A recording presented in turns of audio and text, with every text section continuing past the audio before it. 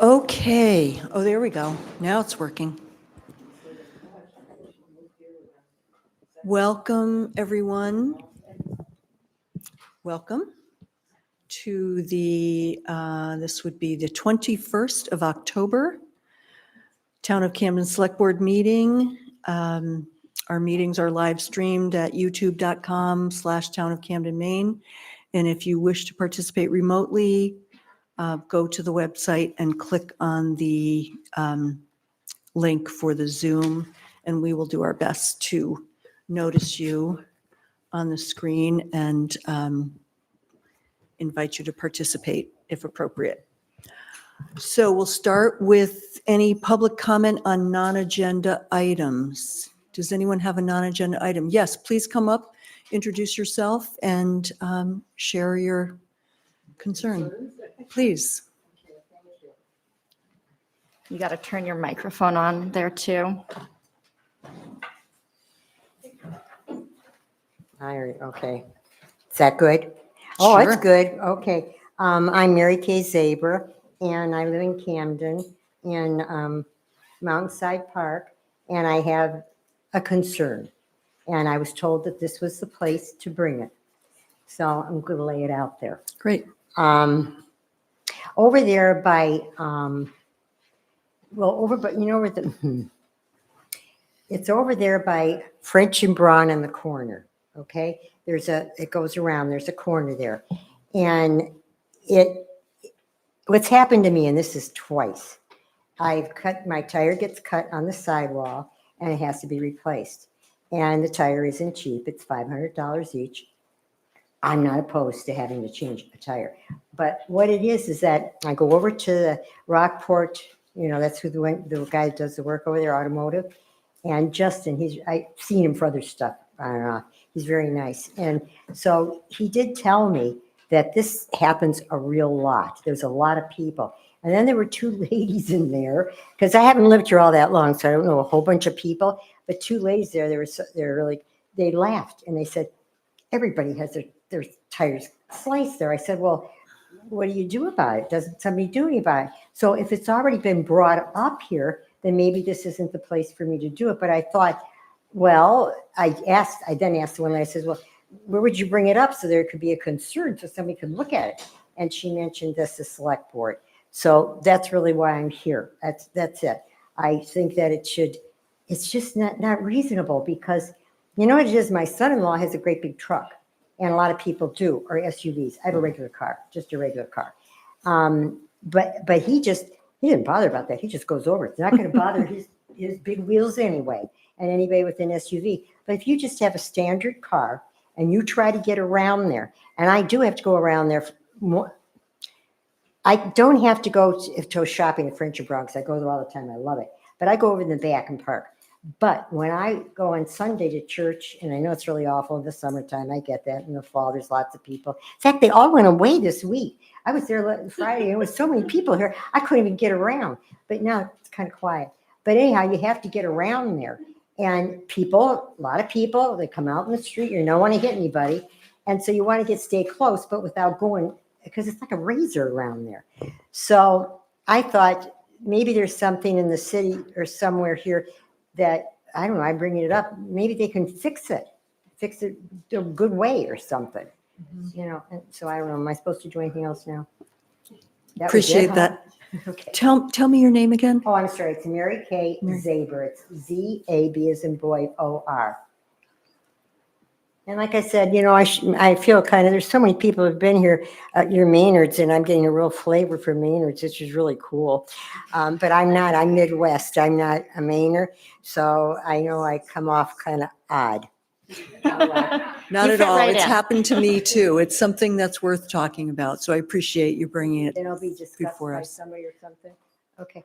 Do Yeah. you get to hear about it if it's discussed, or do I look for Well, if you keep an eye on the agenda, but it may be something that we're able to just, It was discussed Address, ad yeah. nauseum for years and years and years. And Yeah. and part of the reason is because pedestrians were in danger. And so it's a little bit of a choice between pedestrians and tires.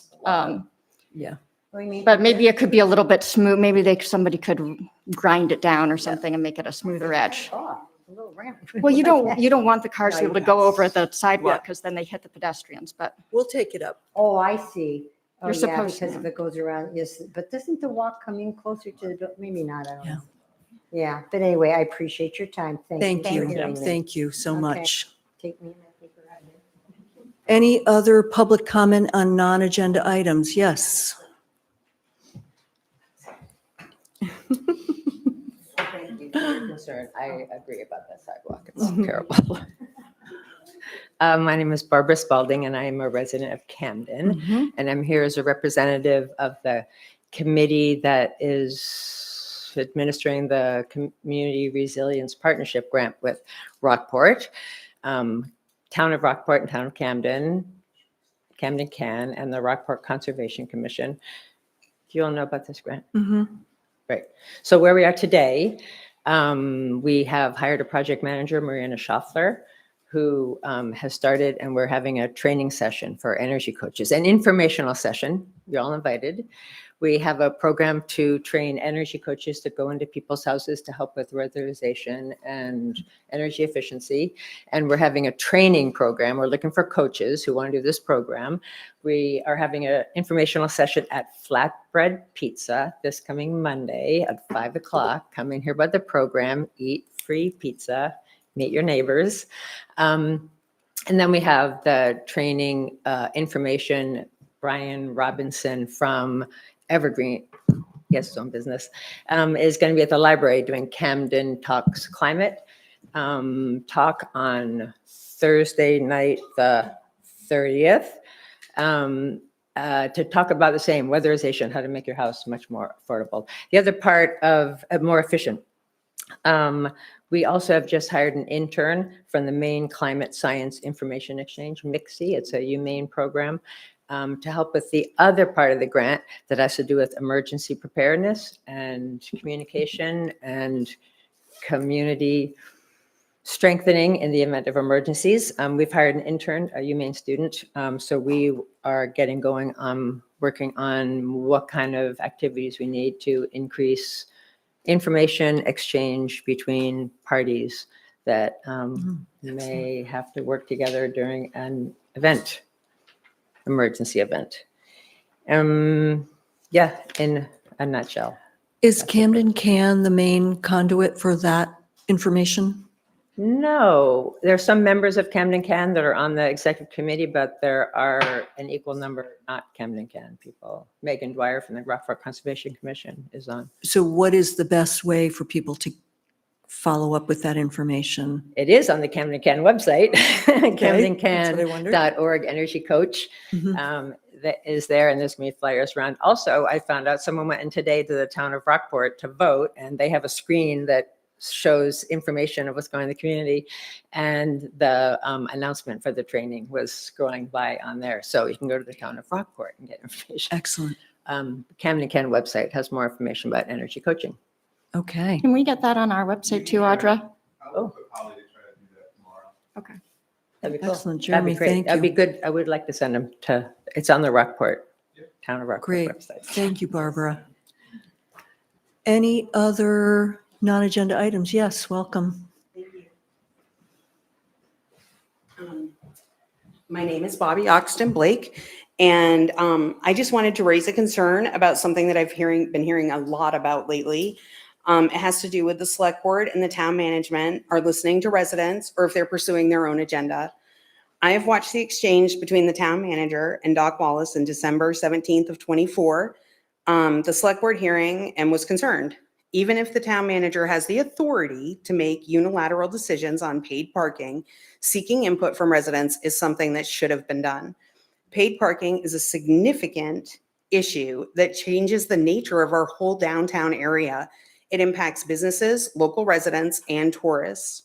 Arguments can be made for some areas to have paid parking at peak times, parts of the year.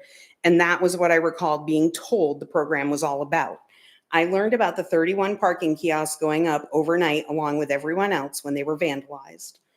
The town management appears to disregard the concerns of residents as being just a bunch of angry people on Facebook. While I don't condone vandalism, I think it shows that the concern runs much deeper. This isn't about paid parking. It's about the attitude that seems like to permeate across many issues. Paid parking, 39 Main Street, multiple bridges. The select board are the elected leaders of our community, and the chair is supposed to manage the select board. And that includes holding it accountable. The town manager is the chief executive officer of the town and should not be involved in policymaking. The town attorney should be representing the town and not protecting the select board and the town managers for non-compliance with town charter. The town attorney should be holding them accountable for it.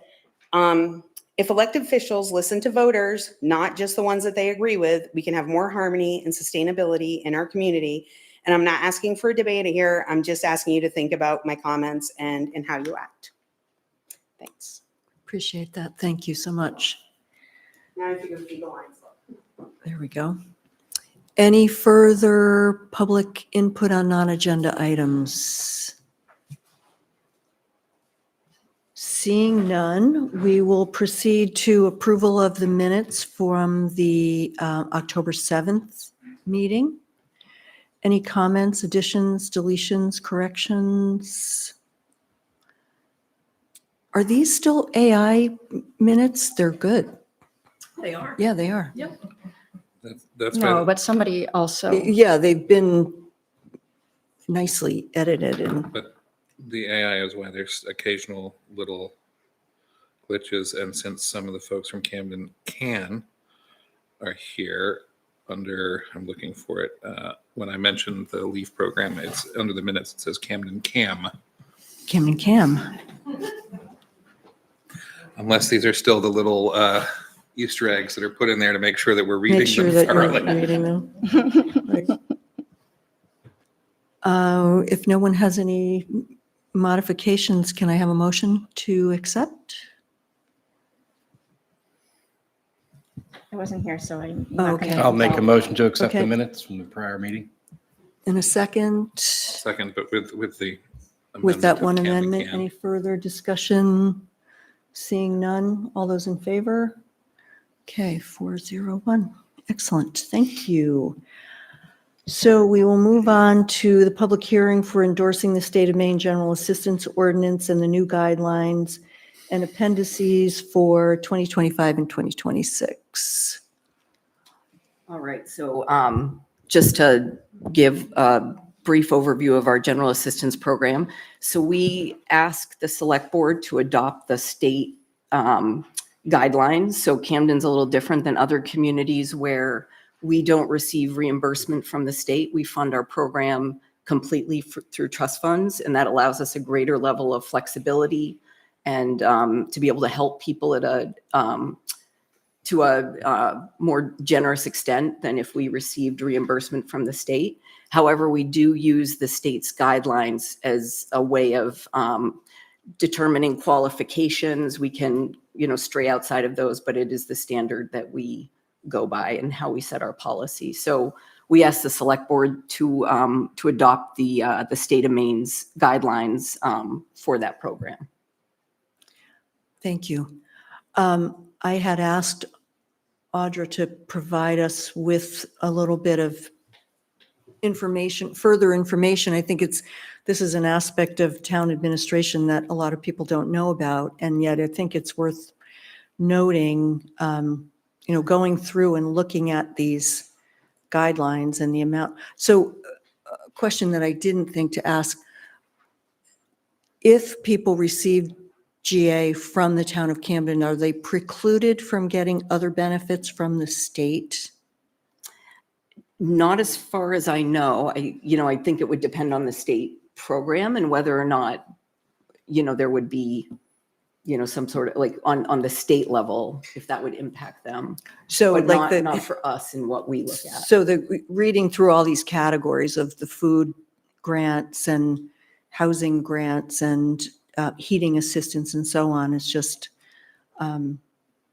looking at these numbers and realizing what a challenge it would be to live on what is distributed from the state. So I'm just wondering whether people are able to access other public resources or, Yeah, we have a lot of general assistance clients who come in and they get, maybe Section 8 vouchers for housing, or, they receive, food stamps or other types of assistance they like do. that. Mhm. Yeah. Most of ours are, it's not such an ongoing thing with the town. Our program isn't designed to be like the state programs in terms of something that you're receiving every month. It's more of a stopgap. Like, can you Right. go through just for the sake of greater understanding what some of the common things are that we, Yeah, I would say the most common sort of general assistance issue that we see are people who've been evicted from long-term housing in Camden. And so they need help with temporary housing assistance. So what towns are able to do is to pay for some sort of hotel accommodation until they're able to find long-term accommodation. Unfortunately, because there's so little long-term accommodation available, we're finding a lot more general assistance clients who end up in hotels for months before they can find any sort of permanent housing. and then maybe you could just say a few of the other things that people request or that we can offer. So I think a lot of people don't know that if you are in a really difficult situation, you're a Camden resident or you know somebody who is, that you can, if you're willing to provide this income information, you can request a food voucher from like a Hannaford gift card or heating assistance. Food We voucher, we there's pay, we help with heating electricity bills assistance. sometimes. Yeah, right? we work with the electric utility, CMP. Actually, that was going to be part of my manager's report because I went to a meeting where CMP came and they talked about the different sort of electricity assistance programs. So there's a lot of different things we can help with. So paying utility bills or help paying utility bills, food assistance. We've helped people who have needed repairs done on their vehicles, and that's their only transportation to get to and from work, or what they need it for to live their lives. So we can help with vehicle repairs, and then housing is a big one as well. We did get it. go ahead. We did get there are a number of other funds. While we're talking about this, it might be good for people to be aware that there are also other funds in town. Some of them are privately managed. One is the Joe Montgomery Fund is one that was set up for local residents. That one is managed by Rendell Jones over at Harmon Jones in Sanford. But if somebody needs help and it doesn't fall into one of the town things, the people at the town office also have information on some of the other funds available, some of which have to do with like providing medical care or dental care for children. There are a number of them. So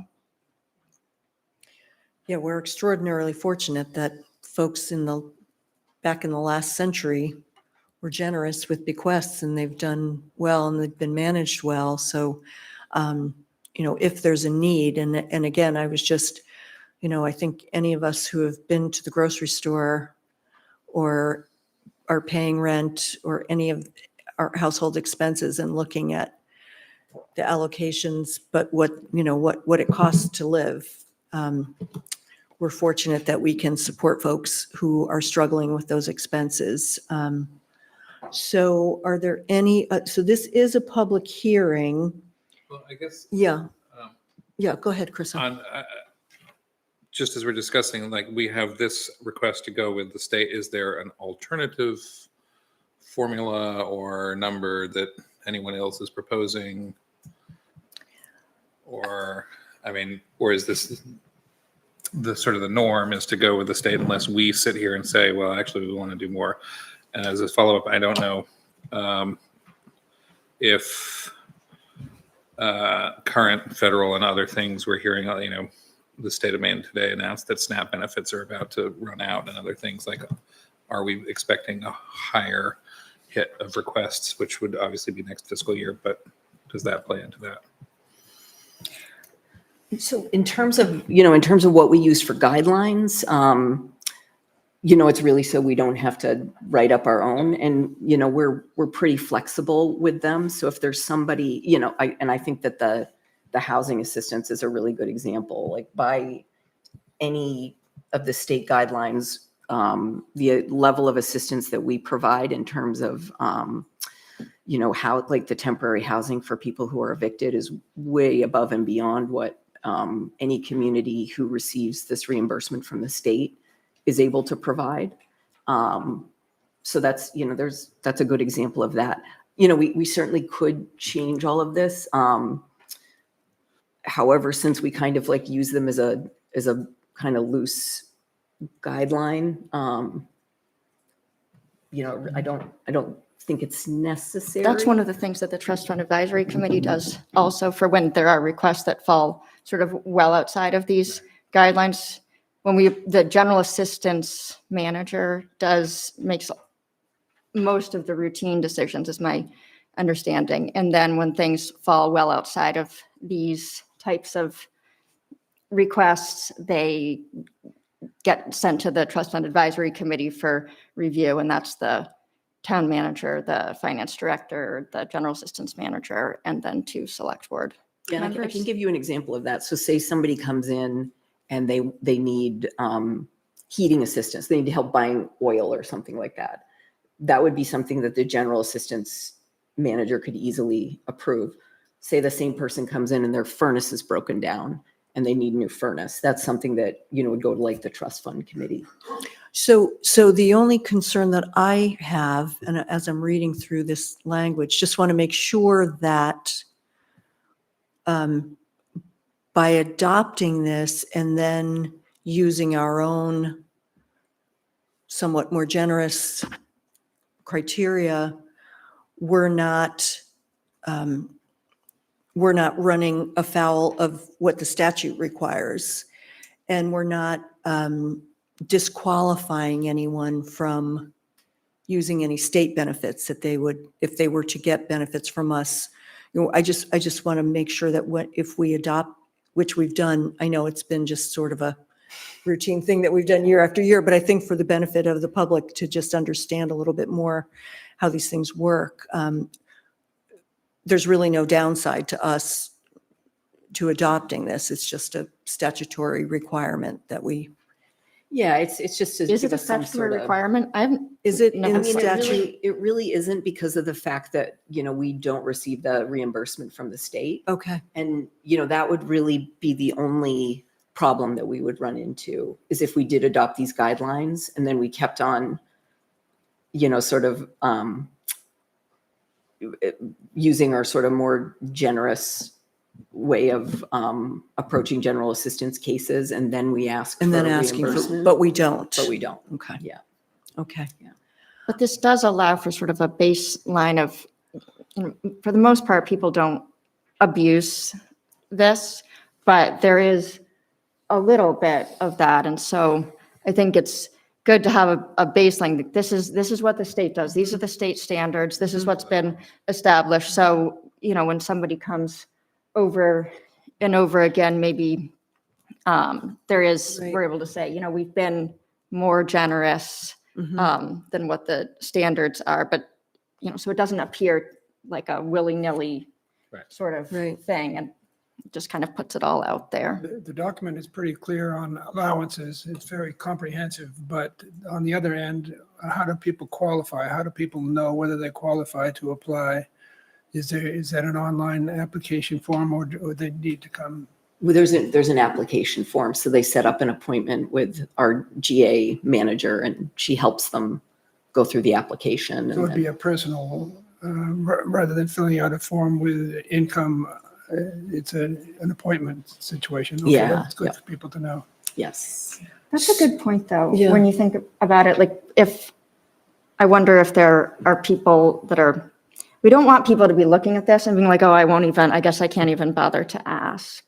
Mhm. So maybe coming up with language for our website that, explains what we encourage people to do. Mhm. And maybe that's there already and I don't know about Yeah, I it, think but- it's just really important for us to make it known that if people are in need, that we have the capacity to assist them. This is a public hearing, so we would take anyone who is here to speak in favor or opposed to this particular item. Karen, would you like to come up and?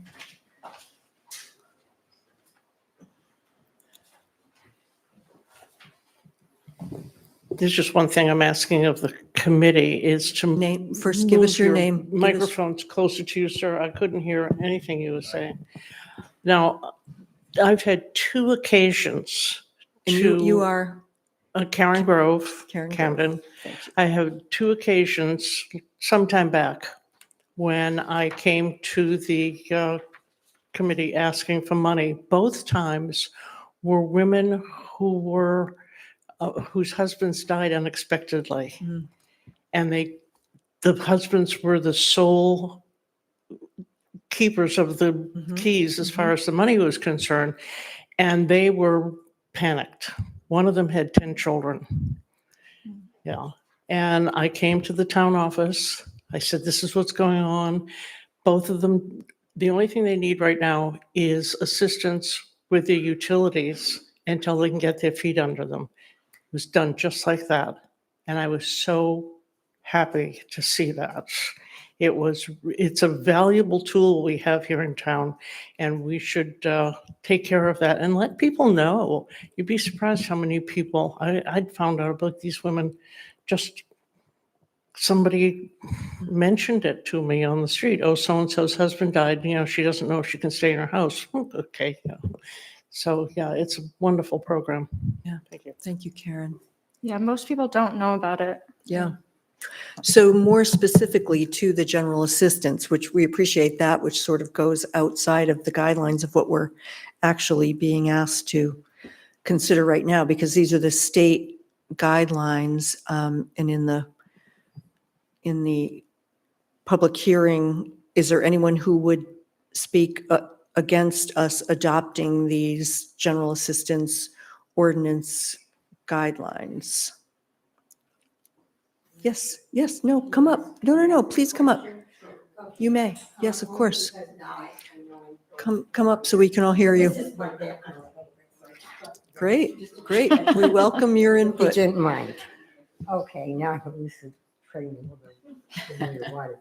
But just your general assistance program is, in order to qualify. Can you put your microphone a little Oh, closer? in order to qualify for the general assistance program, is it a requirement for whoever the people that are in need have to apply for the state for their funds first? Correct? The reason I say, I'm surprised. That's okay. Whatever you do here is fine. But in that way, you have an avenue where, you have an avenue that if you're going for public assistance, you're speaking with caseworkers and such, and they know about the assistance. But that sounds kind of odd. You're sitting there all by itself. It sounds that way. And it needs an avenue for people to get directed to it. And I don't begin to understand because I don't know that much. Mhm. Maybe I'll find out. I don't know that much about how the things run as far as social services here. But you do have. We need case managers, if Oh, you're well, no, I interested. already did this. I've done this for, yeah, I'm too old, I'm done. But yes, you don't have any case managers, or you just in need of that? You have no case managers, none at all. No. the State, I mean, The state, you so have, the state might for some of their programs, but they're not integrated with what the towns do. And the towns have no case management unless you're looking at like a much larger municipality like Portland or of course, Bangor. Portland or Bangor probably would have it, but this is Knox County. And don't you go county by county? Like, isn't there, it isn't that way? There isn't state caseworkers within each of the counties in Knox County? Oh, very poorly organized county It really system. doesn't It's a sound real, like it's a real patchwork quilt. yeah. Yeah. oh.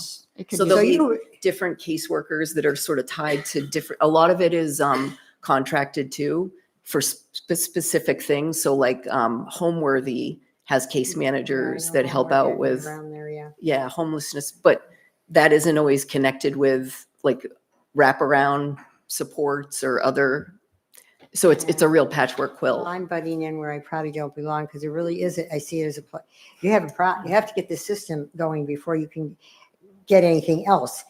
Then all these things won't be so much of an issue.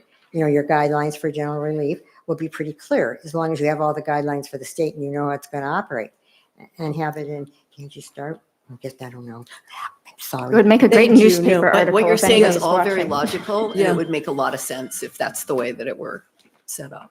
But it just doesn't. Okay, Yeah. but there still should be help. that? There still should be, as you're talking about helping people who are in need. And you're also opening yourself. Now, from what I can see, at least I don't see this, people are so good here. I don't think you have abuse, but you're going to in the way you're operating. You're going to have it. It's not going to help.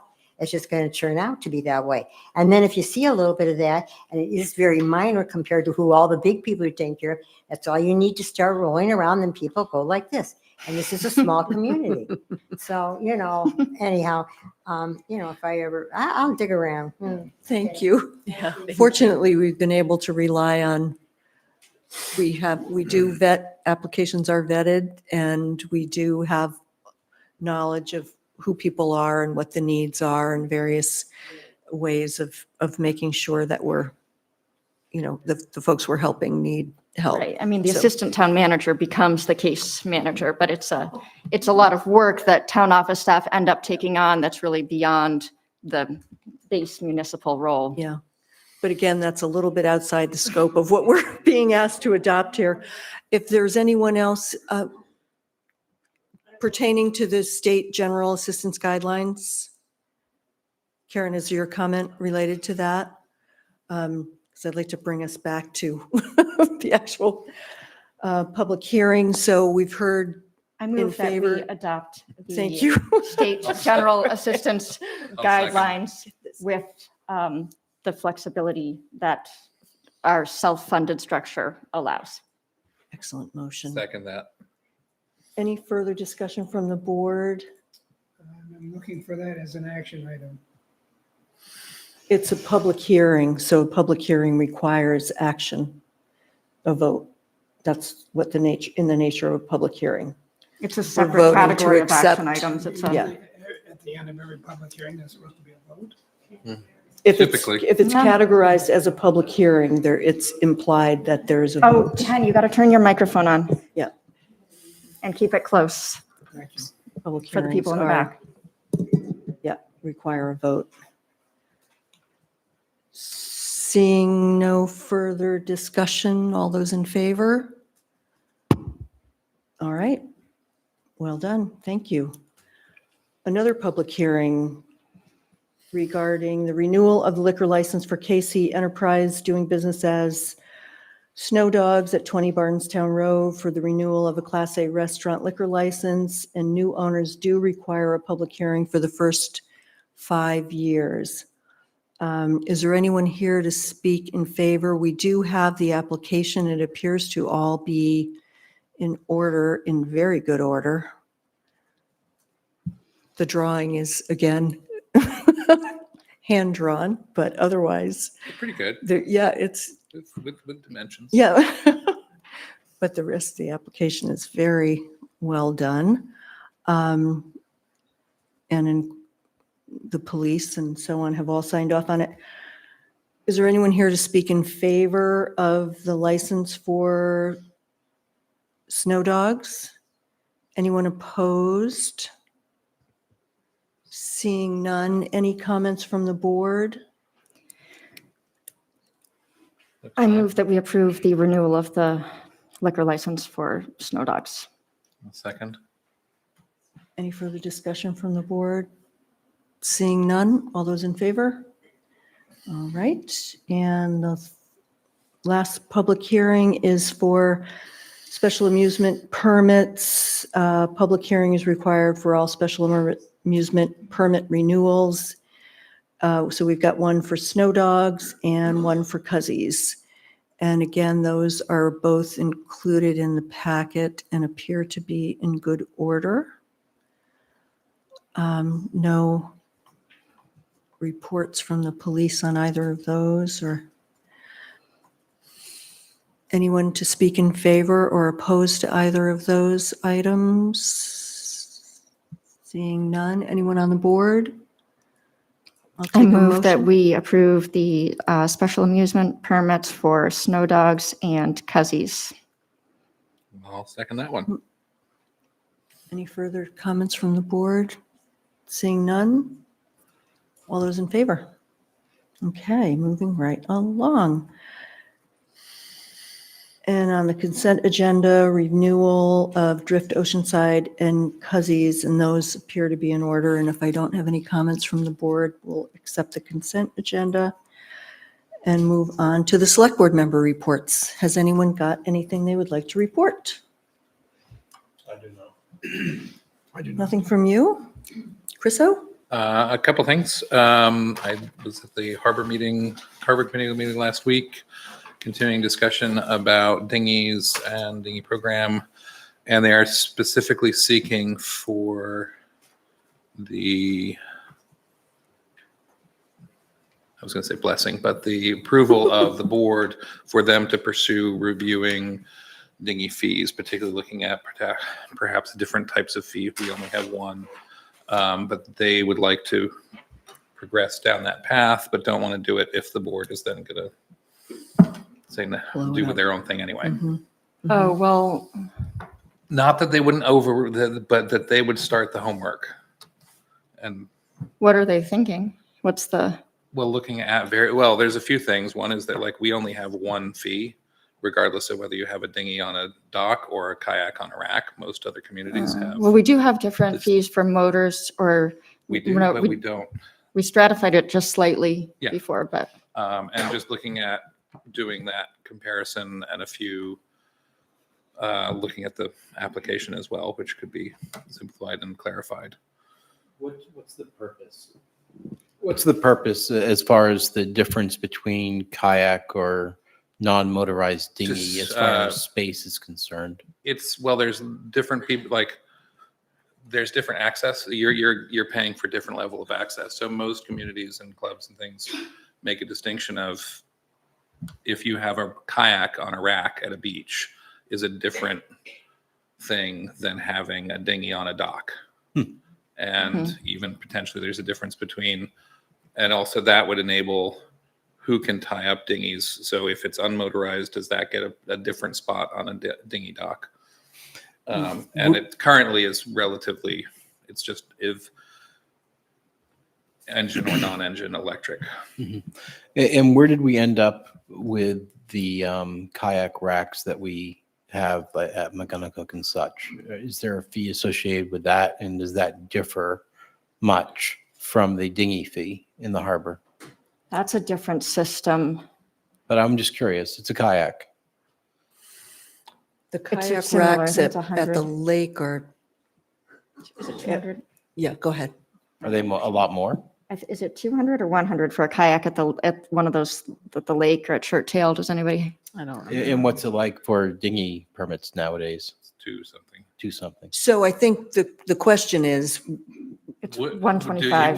Would we like to have Harbor Committee look into this and report back? Yeah, I mean, there should be greater, I agree with that overall. We should be, there's some that seem to be even bigger than a dinghy with having a major impact. There are some that are having a much lesser impact. We should be trying to incentivize people to do different things and make room for, as long as it's being done in the spirit of more access Yeah. for No, people. there's And definitely the whole conversation was how do we get more? no, that sounds Where good. can we, and then some of that is figuring out how many dinghies can you get on a float and all that. But some of that also is in our current fee structure does not reflect the distinction Right. between all the different type of boats that fall under a dinghy permit. And meanwhile, if you go ahead and you have your boat overnight, you get charged by the foot, for example. So there, that's something, that's But that's a different from being on the different dinghy dock and category. having a dinghy permit. That's a transient use. And there is exemption for transient dinghy use. Mhm.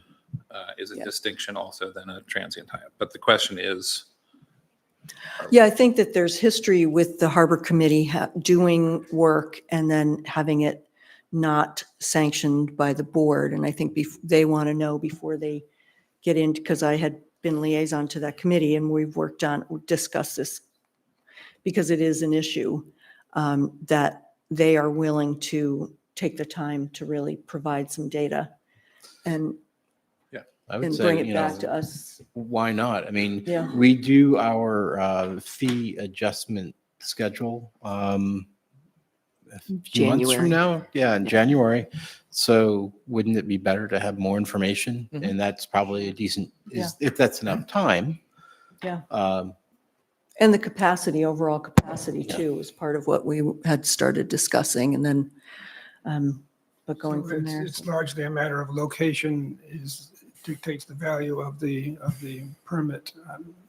Perhaps, Yeah, I don't think they're looking necessarily to get into that, but again, it's, yeah, Yeah, that is part of the broader. that would beg you Yeah. to keep it simple. Yeah. but they want to just, before they dig into They it, they dive want to deep. know that they're going to have a receptive audience here and not come in and have us say, oh, no, that's not your Yeah, place. and they to do that." specifically asked Yeah, to have it.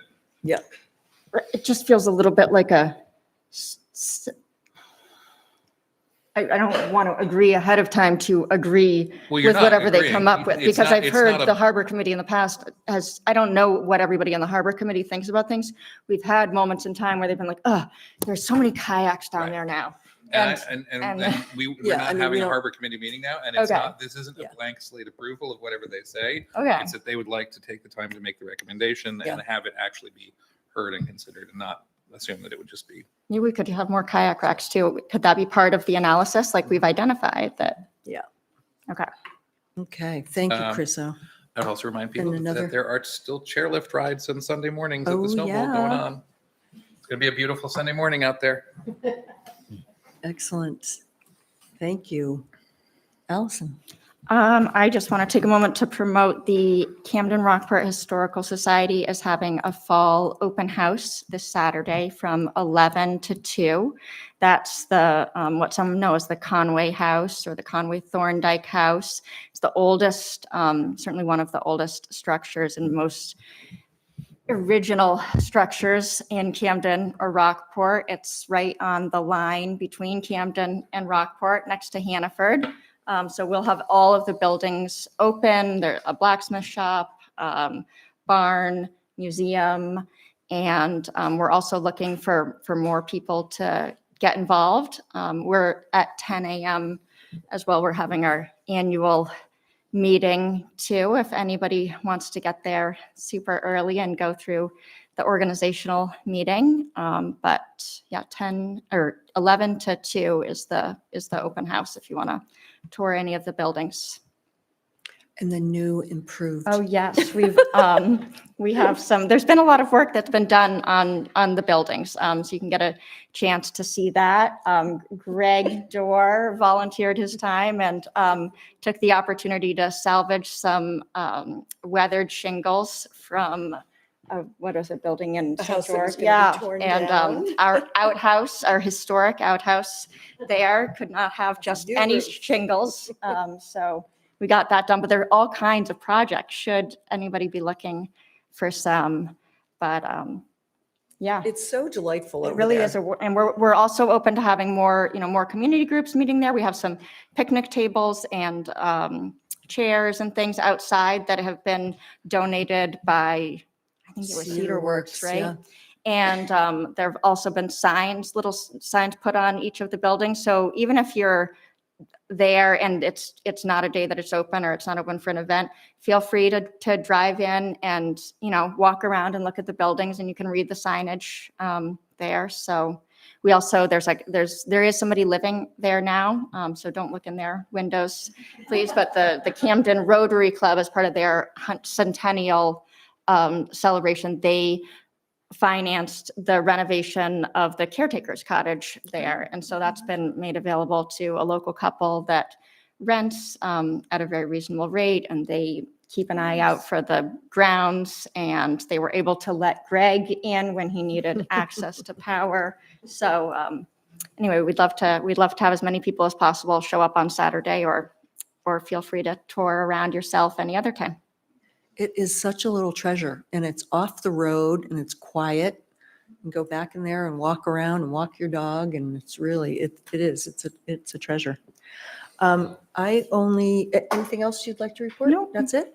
I just shared the library trustees meeting with Allison the other night and was very impressed with the range of things that were discussed. And we have such an extraordinary library and library board, and their areas of focus are just broad reaching, and their concerns about the building and the operations and so on. I was very impressed. So I look forward to continuing to learn more about how that all goes. So thank you for sharing that with me the other night. Yeah, the town has been able to assist with some of their, the longstanding green roof issues, I think are starting to be sorted out, figuring out where that water was coming in, but what we used to call Nikki's office, which is now Christie's office. I think they've identified the source of some of that leaking, and town public works has been working with the contractors, and so making progress there. Okay. Thank you. Town manager's report. So for the Molyneux Road sewer extension to Mountainside, nearly all of the main line trench has been paved, and there are 4 laterals left to be installed. And once they're installed, those trenches will be paved as well. And that will be it for all of the subsurface sewer line work on that project. At Mountainside or on Molyneux? On Molyneux. On Molyneux? Yep, on Oh, wow. Molyneux. And Got ahead of that.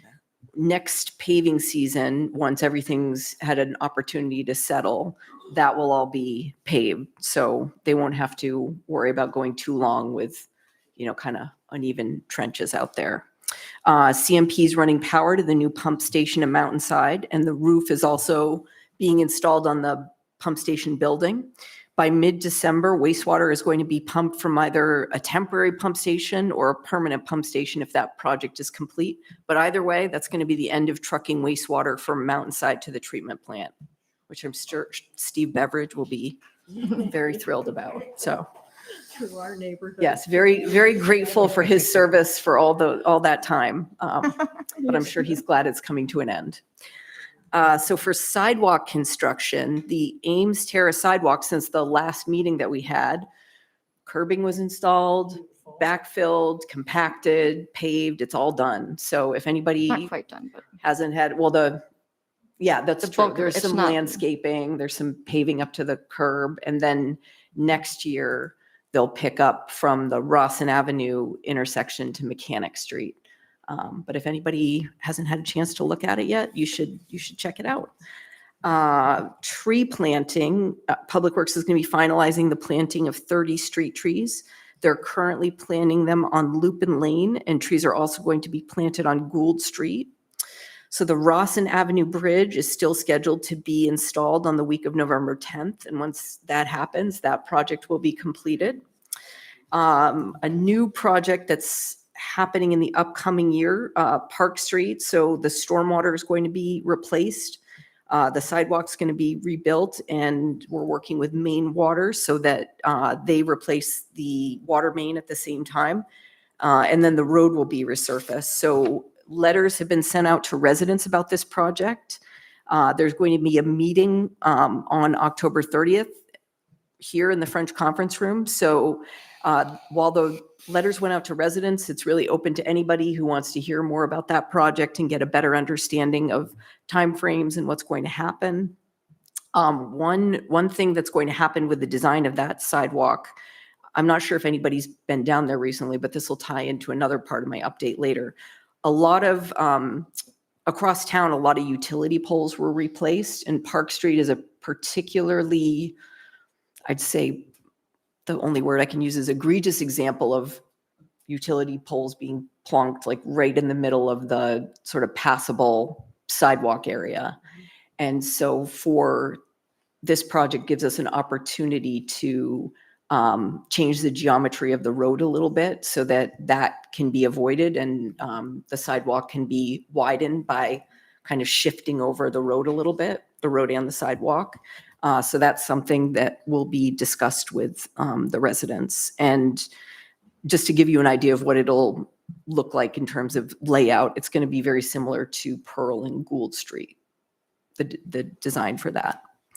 So for those of you who might have been driving around downtown around 5 o'clock to 5:30 yesterday, we had a storm drain that it just perpetually gets clogged. It's sort of the storm drain on Main Street that is, I'd say, like kind of outside of the Leather Bench, Boynton McKay building. That's not the one.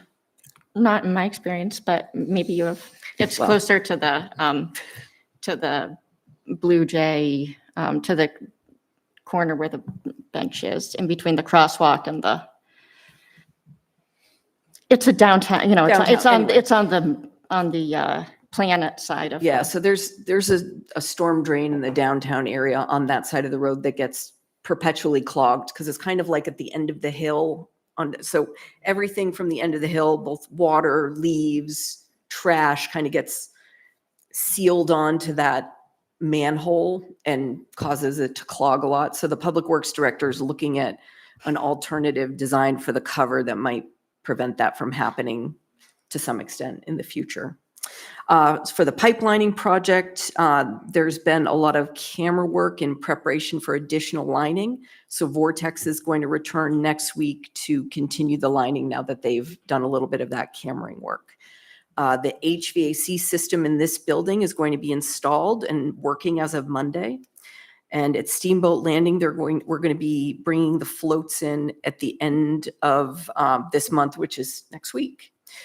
For the Snow Bowl, fall chairlift rides are still going, and they've been very, very popular this season. So we've exceeded the budgeted revenue by $8,000, and we have the next week to go.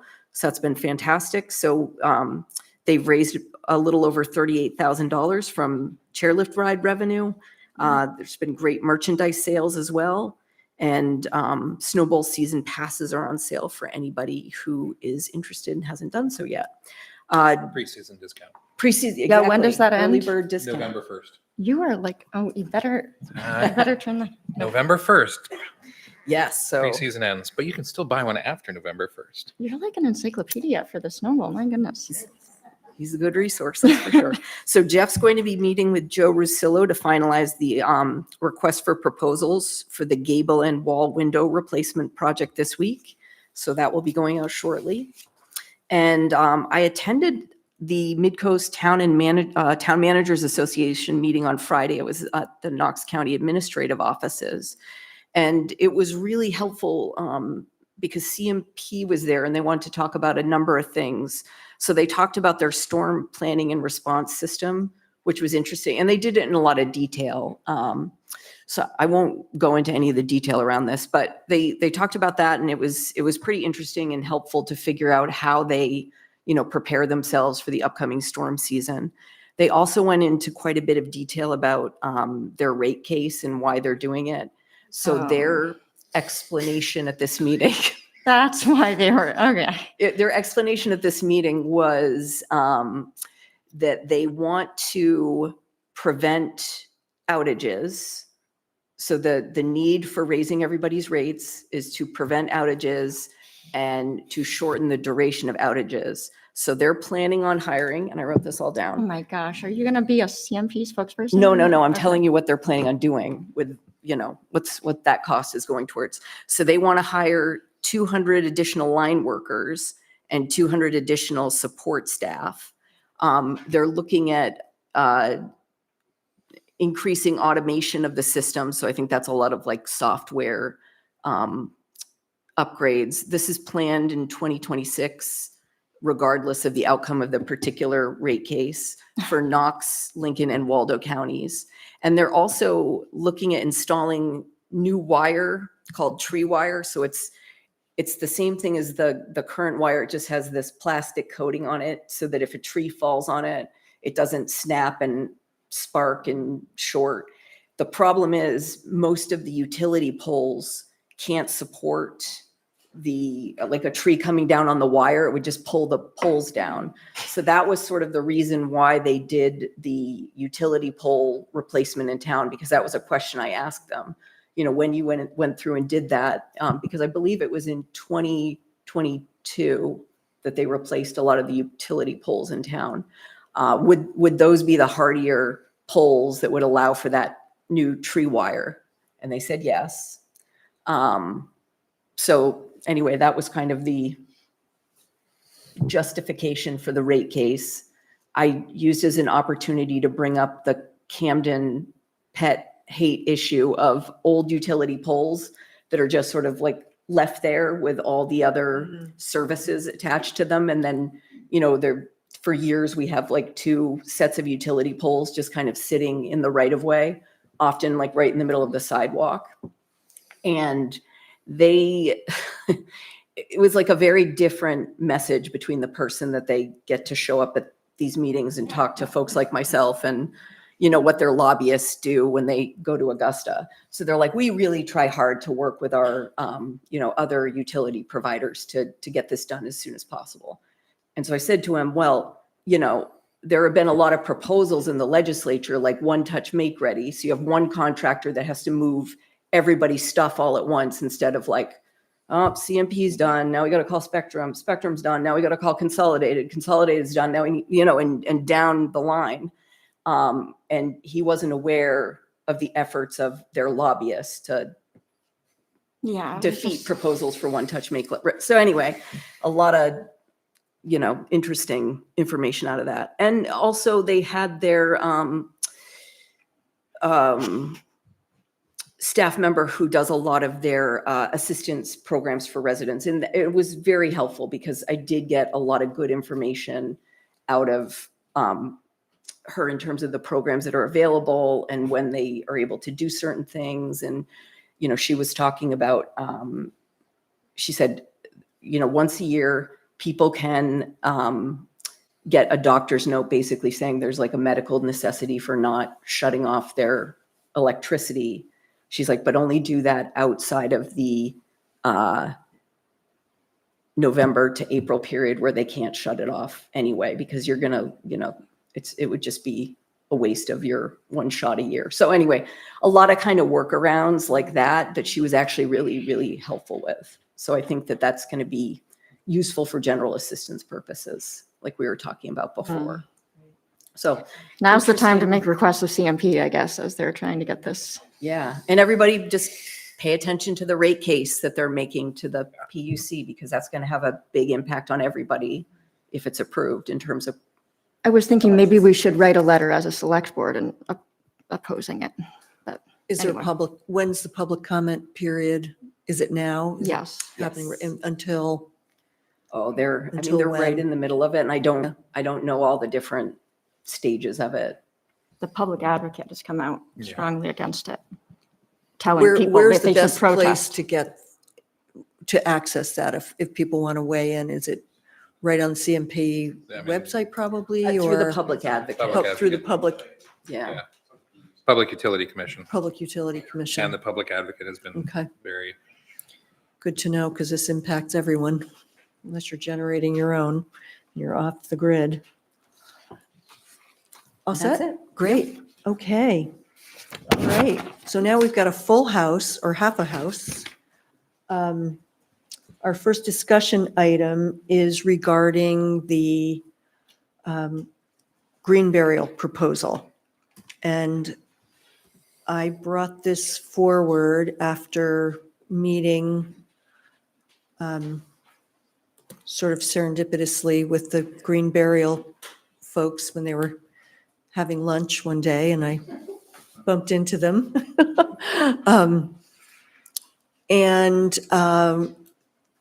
So, and then Allison and I met with them briefly, and we're just trying to get a bigger picture about what the process of green burial entails. And then the intent is to hopefully open a conversation between the town and those who are interested in green burial. We do have a cemetery committee that has a lot of autonomy and a policy that is, so we wanted to see about opening a conversation. So we've invited the advocates for green burial to come and give us a short presentation about what it entails. And then we can hopefully start a conversation at a townwide level to see where we can go with this. So I would invite, is it Jean, would you like to present? Great, thank you for coming. Please give us your, yes. Matlack. I'm a res- Oh, it's on. push. It's on It's already, on? but Okay. I just need to get it close to my face. My name is Jean Matlack. I'm a resident of Camden. So I prepared a statement, and I'd just like to read that, and then I have some pictures to pass around and open for comment and questions. Midcoast Main Green Burial formed in May 2023. From the beginning, our mission has been to educate about and advocate for the creation of green burial cemetery groves in our area. Put simply, in a green burial, a deceased person's body is placed directly in the earth in a biodegradable container or shroud to decompose naturally. Our dedication to green burial springs from two sources. Primary is the fact that green burials sequester CO2, and the buried bodies nourish the soil, just as dead trees and deer do. Green burials sidesteps the elements that create the quite considerable carbon footprint that is inevitable with both cremation and conventional burial. Secondly, green burial offers to the family of the person who has died the possibility of being involved with the process of burial. This allows those who have lost a loved one to express their love and the care they are taking in the burial. We have also observed that this supports the process of healing. This is in fact the way all burials were done until the Civil War. Our commitment to green burial has grown and deepened as we have learned more during these years of our work. During the 2.5 years since we formed, we've explored as many avenues of possibility as we could access. I will give you a summary of our work at the conclusion of my comments. Our exploration has netted many possibilities, but no tangible success. We have discovered that our local funeral directors are aware and interested in green burial, as they are having people call who want it. Currently, the closest green burial cemetery to us is Baldwin Hill in Fayette, Maine. They have sold 250 plots since July 2021 when they opened. They allow both full body burial and the burial of cremated remains. Most of their sales have been for full body burial. They have had 28 burials to date. As of October 1st, they are not selling more plots. They're full. They will not be developing more space in their cemetery. When we learned that we would be speaking to you a few weeks ago, we created a petition which reads, "We support the creation of a green burial option in Camden." Without working very hard at collecting signatures, we have 83 from Camden residents and 123 from residents in towns in Knox County, and somebody just handed me two more full sheets. So our clear impression is that interest in green burial is growing. All along, we have been speaking to town governments about their interest in green burial. Some are interested, but have no land. Some are not. Warren Sexton has been working with their cemetery committee and their select board to develop a green burial grove on undeveloped cemetery land for some time. Perhaps you saw the item in this morning's Penn Bay Pilot. The headline reads, "Warren will begin work on a green burial cemetery. They will develop a 1-acre grove and expect to be ready to sell plots in the summer of 2027. That's completely independent of us. We are in conversation with the Sexton and Cemetery Committee in Tennant's Harbor, where they have some undeveloped land in Seaside Cemetery. They are keenly interested in green burial. They are creating their ordinances now, and expect to work with us to create a small green burial area when they are ready. I had discovered that Camden had undeveloped cemetery land early on in our work and spoke to Bruce Libby by phone briefly. I think that was in the fall of 2023. Our subsequent meetings with the Camden Cemetery Commission 2 years ago were not encouraging. They were under the impression that the undeveloped land in Oak Hill North was wet and unpromising. In August 2025, we went to explore this land ourselves. Oak Hill North comprises 38 acres, only a small part of which have been developed. While the west part of the undeveloped land is wet and not appropriate for development, the east is an attractive woodland with an old woods road running through it. The presence of oak trees indicates that the soil is deep enough for green burial. The land is mostly level and not full of large rocks or ledge. The tall, mature trees form a canopy that has kept the undergrowth down so that there is a grove feeling as you walk about. We come to you today to ask you to explore with us the possibility of creating the undeveloped land in Oak Hill North as a Camden Green Burial Cemetery Grove. We have read the ordinance and bylaws that govern the Camden cemeteries. An amendment to the bylaws for Oak Hill North would be needed. We have a model for doing this from a town in New Hampshire that has created a green burial grove. Warren will also be a model. I will give you a copy of that amendment at the end of our discussion. I feel confident we can find more such examples. We don't know all that would be involved in transforming this woodland into a cemetery. We do know that the large western section is mostly level and has a depth of soil that make it an ideal candidate for a green burial site. The network of trails and woods roads already present allow easy access for initial exploration and for further development. Warren's development of a green burial area could offer Camden a model. They have a detailed plan for both the developmental process and the guidelines for how the green burial cemetery will function when it is completed. In conclusion, I stand before you full of hope. If you create a task force to partner with us, we together would explore first, is Oak Hill North an appropriate site for a green burial cemetery? And if yes, what would be involved in developing this land into the Camden Green Burial Cemetery Grove? Now, I'd like to pass around some photos of the two existing green burial groves, just so you see what they look like.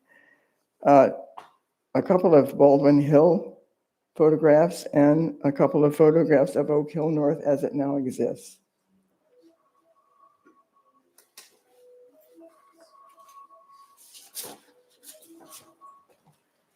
These are the two of the not local.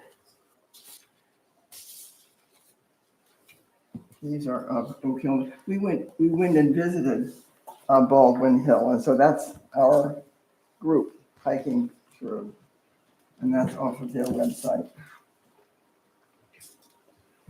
And these are Oak Hill North, as it now exists.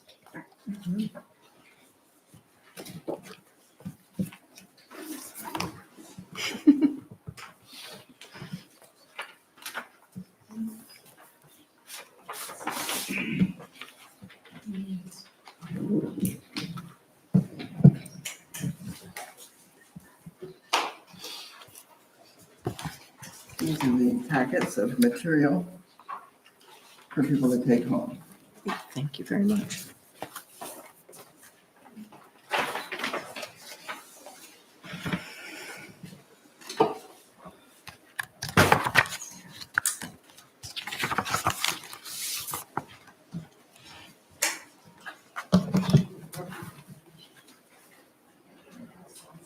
This is your. These petitions, Susan, turn them over to you. Oh, Shall I turn them to you? sure. These 2 sheets just arrived, so they're not in the total. Great, great. Oh, here's some more. Another one. Wow, that was fast.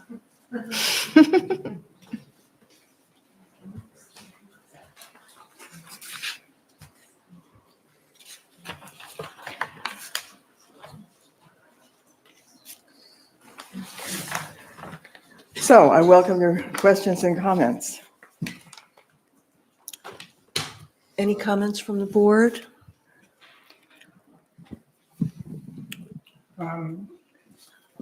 Yeah, I'm just curious, have you approached the concept of private developing your own cemetery or working with like Coastal Mountains Land Trust? I understand there's been some contact with them. We have presented to their board, and they were considering buying a large piece of property and offered, would we like to buy a few acres of that land? We went and looked at it and with much regret felt it was not land that was appropriate for our use. What makes a lot inappropriate for green burial? Oh. Judy, would you speak to that? Could you stand up, microphone, please?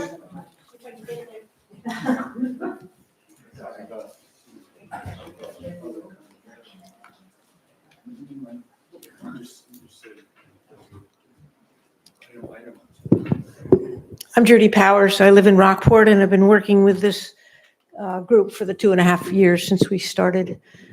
We looked over 3 different trips at this section of a larger parcel that Coastal Mountains Land Trust was suggesting we look at.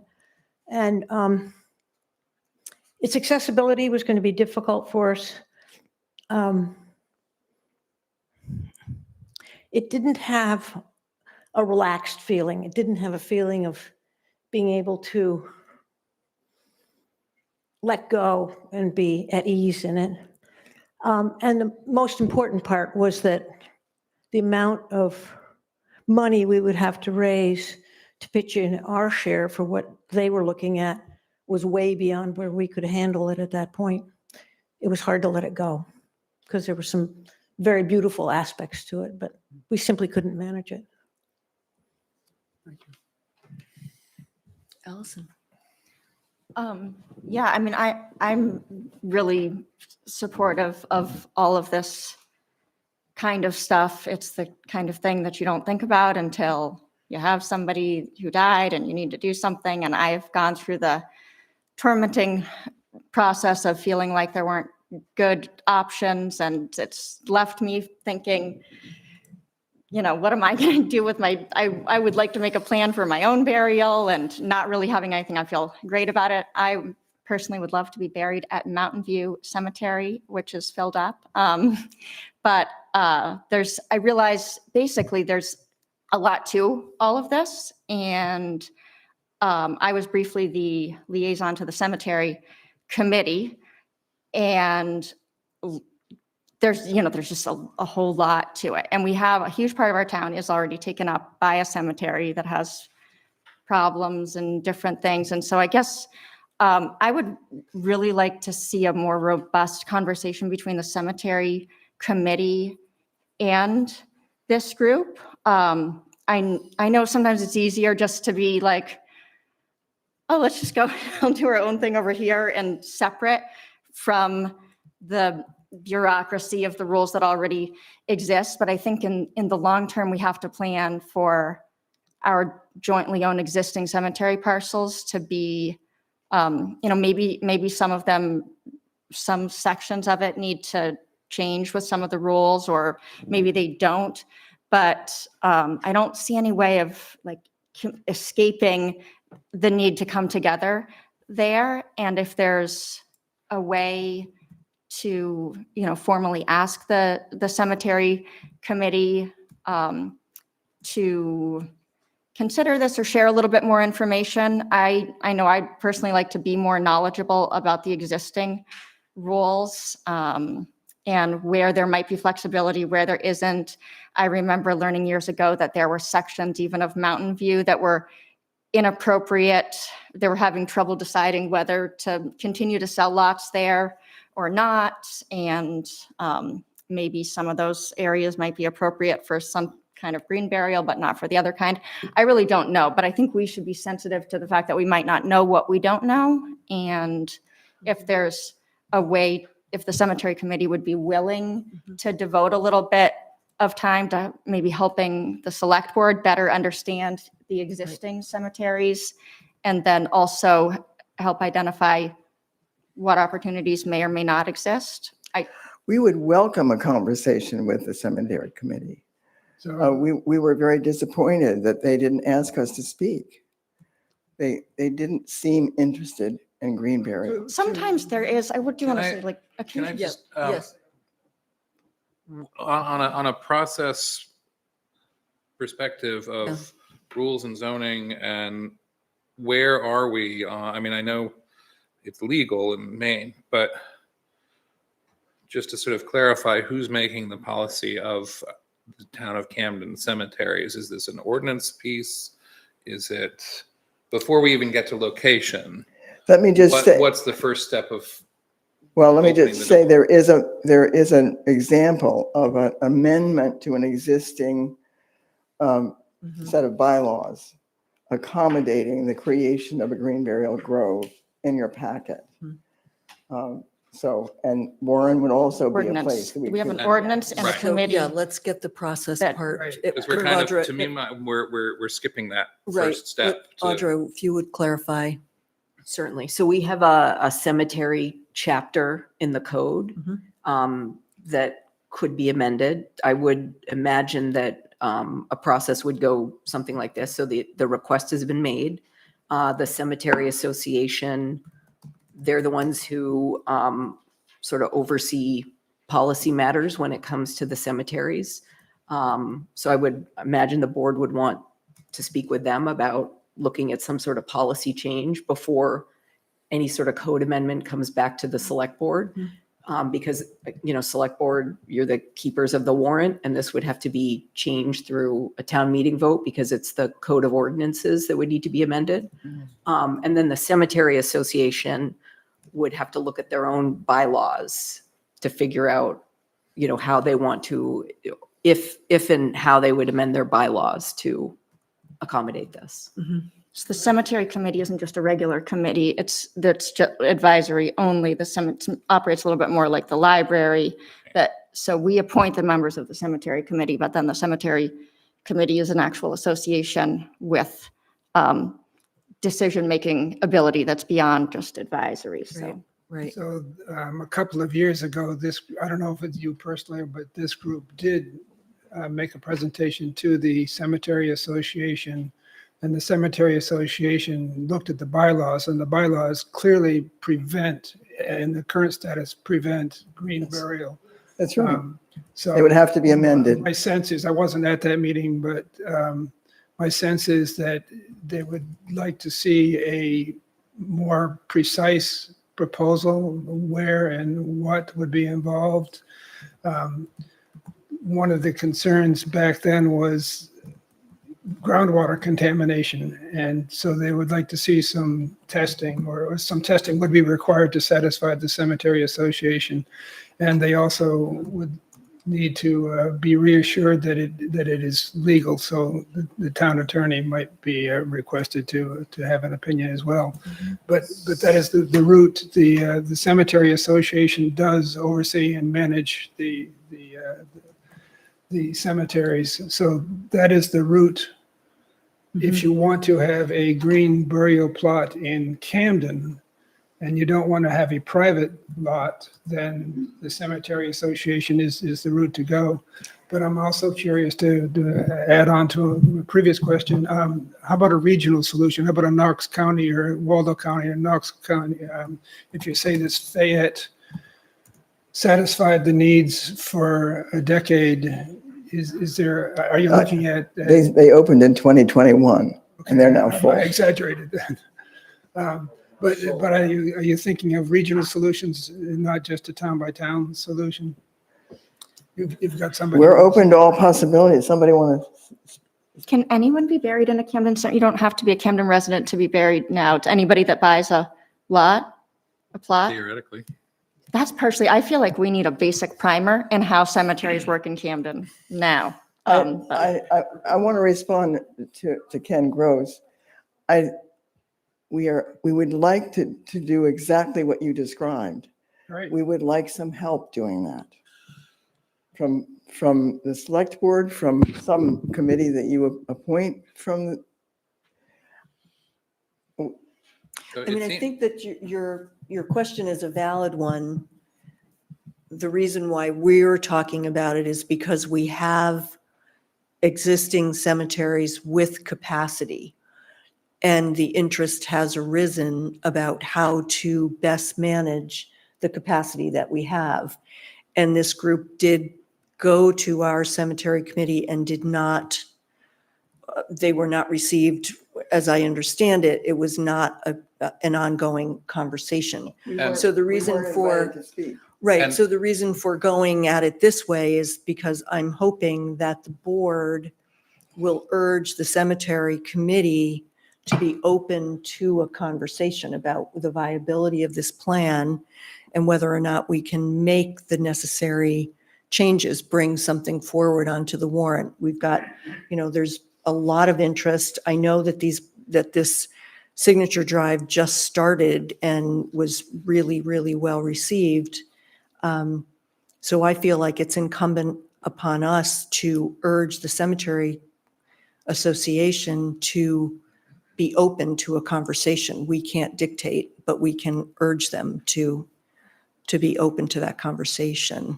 It seems to me that we could put together, it seems like there's been a couple other questions to the cemetery committee about some other Right. issues Right. that perhaps this would be a great moment to set up a joint workshop between the select board, cemetery committee, and Yeah. invite some folks like these good people. Like, if you have people in the town who want to be buried in a town cemetery, they should be able to have the conversation of how they get buried,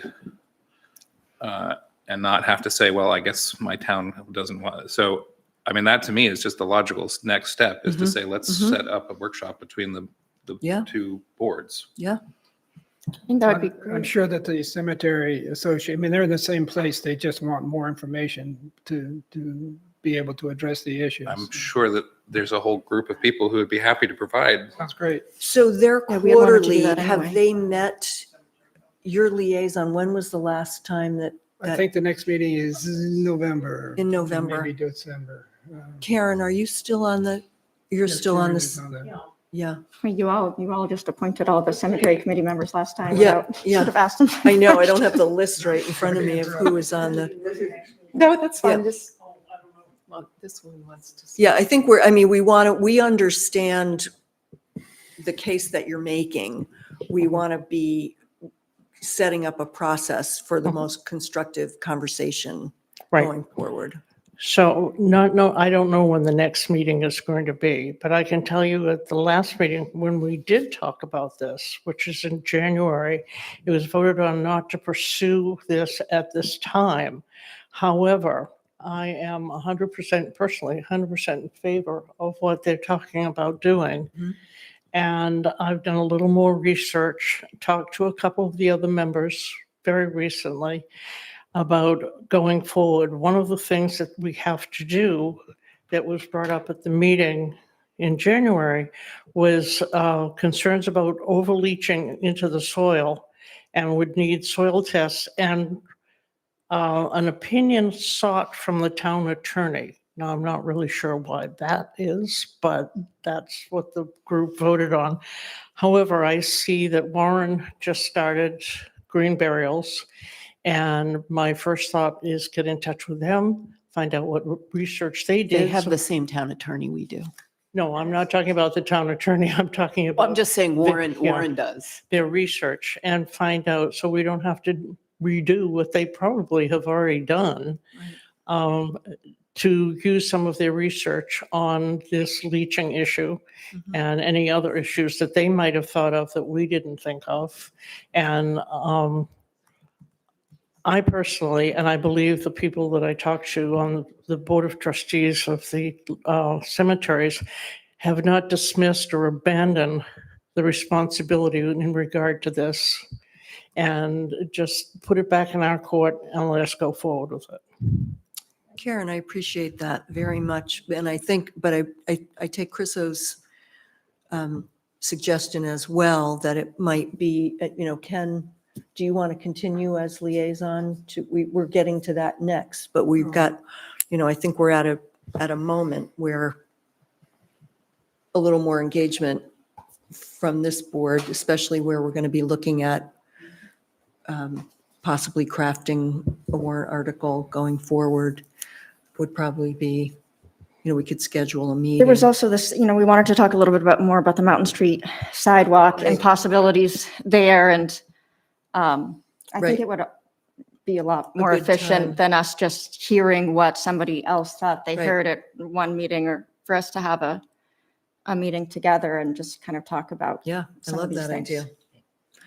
But I think it's really encouraging that Karen, being a member of the cemetery committee, seems to be really interested in this. So that is clear, open door. So Yeah, that's encouraging. I Thank you. don't feel we should be dismissive of anything that the people of the town want. Great. Thank you, Karen. Much Anything appreciated. else? Any other questions? No, I think that we're probably just, let's look at scheduling and see about, In the back. and having a workshop. Randy, did you want to Oh, add? Thank you, Karen.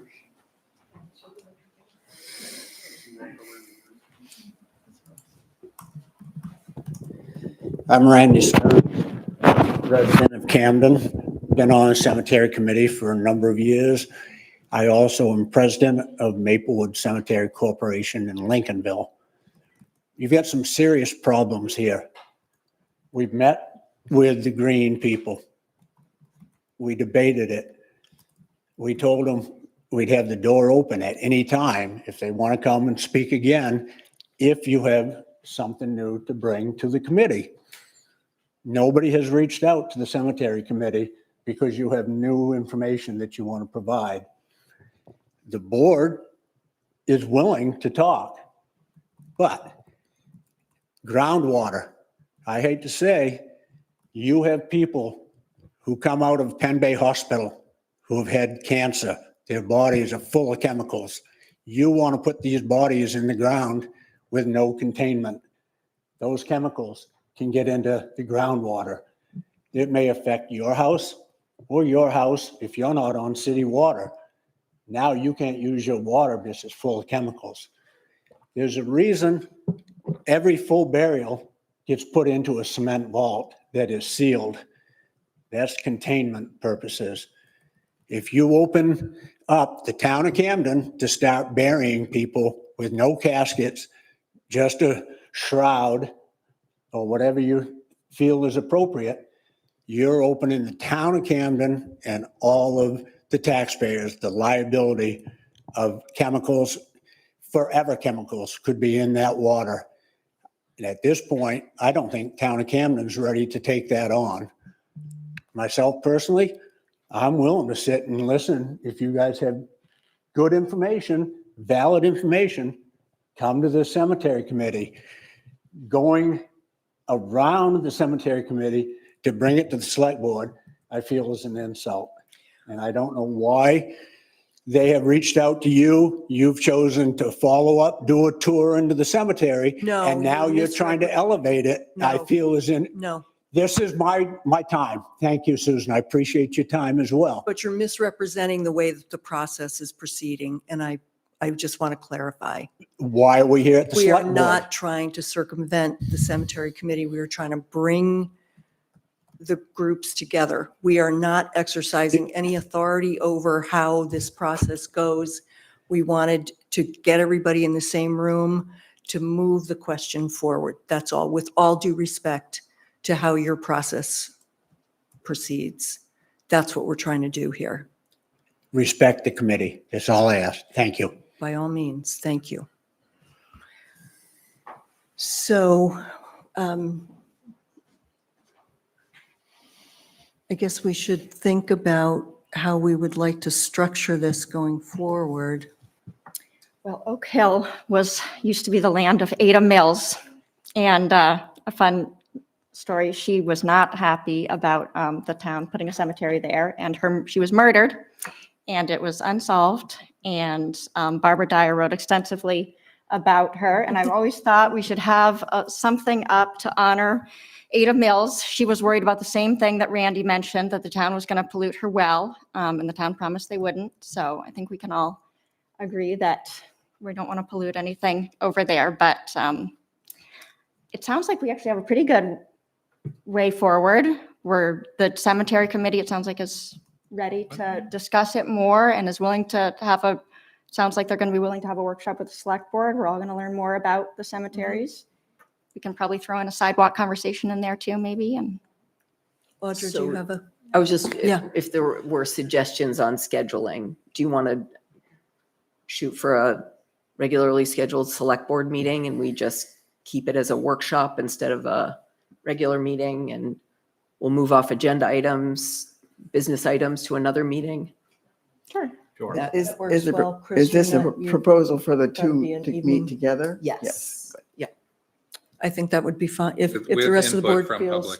public, What? with input from the public. Right, right. Yeah, Yes, Yeah. we'll be checking with Chip Late, and he is the chair of the Cemetery Association regarding Yeah. the scheduling. so we would look at one of the, we got to flip that calendar again, get into Oh, yes. November. So probably The second meeting in November. second November meeting.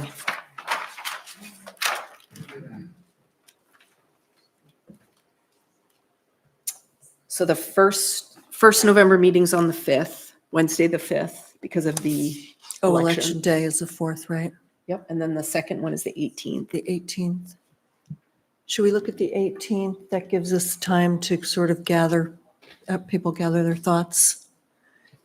So we can keep the agenda light on other things and just focus on, Yep, we'll just do it as a workshop. okay, So we won't even advertise it as a normal select Okay. board meeting. Could that be a option of doing it in a different venue? Absolutely. Oh, yeah. It could That'd be be somewhere that is a little more conversational, the middle Yes. school. the library, I don't middle know. school. Yep. Great idea. And this Yeah. will be with the cemetery committee. if we, yeah, hope so, if they are, Yeah. if they are amenable to Right. We'll participating, double if check that- with if them. that Yeah, I date mean, if works. most of them can attend.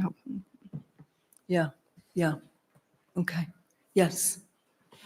Would there be time for the Midcoast Main Green Burial Group to give an educational presentation as part of the workshop? Can somebody repeat that into the microphone so that, or Pat, you can even pass. Would there be time for, this is Judith Soleil, who's a member of the board of Midcoast Main Green Burial, asking if there would be time for Midcoast Main Green Burial to give an educational presentation. Because a lot of these questions are addressed. I think that would be critical to. I mean, to me, the that's the decision. intent. Yeah, is to That have would be the intent. basically a three-way workshop with presenting of information, answering of questions that the Cemetery Association may have, so that we can hopefully find common A path forward.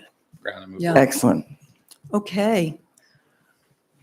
All right. Well, thank you all for coming. Thank you to Randy and Karen for your willingness to continue this conversation.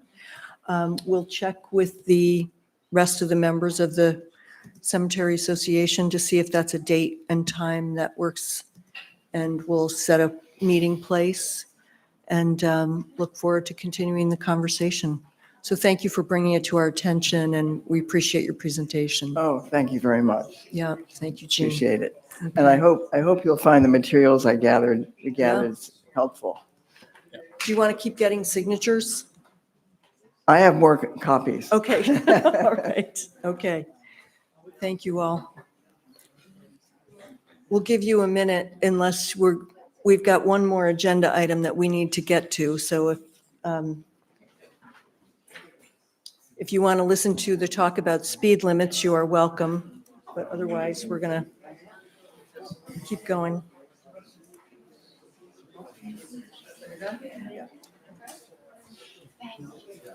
Thank you. Vroom. What's that? I said vroom, vroom. Vroom, vroom, speed limits.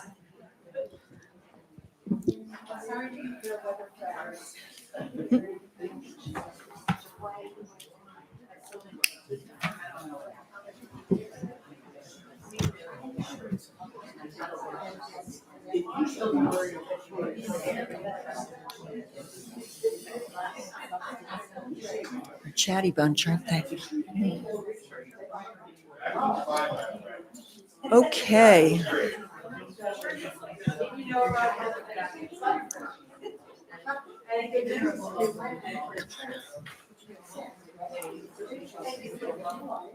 All right, we are going to continue with our agenda and get on to the next discussion item, which regards speed limits on town streets. All right. Good evening. Good evening. It'll be brief. It won't be very long. Oh, I don't know, Okay, Shanley. This We're is- talking about the fascinating subject of speed limits. Okay, Oh, I'm we've going to been- ask, Yeah, we've got to Sorry. get the door closed. We're We'll Yeah. wait for them to leave. Oh, it's kind of nice though, actually. yeah, for the fresh air air is breeze. nice.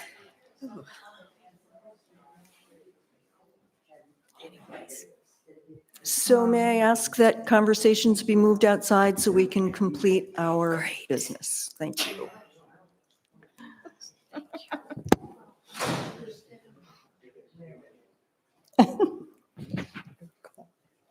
Okay, good evening. Great, thank you. Thank you.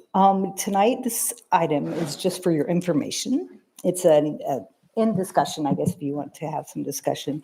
But we thought, just in light of the recent, there's been a lot of uptick in like complaints about speed and traffic calming. And now that we've implemented the traffic calming program, we're getting good feedback from the neighborhoods in the area in Camden.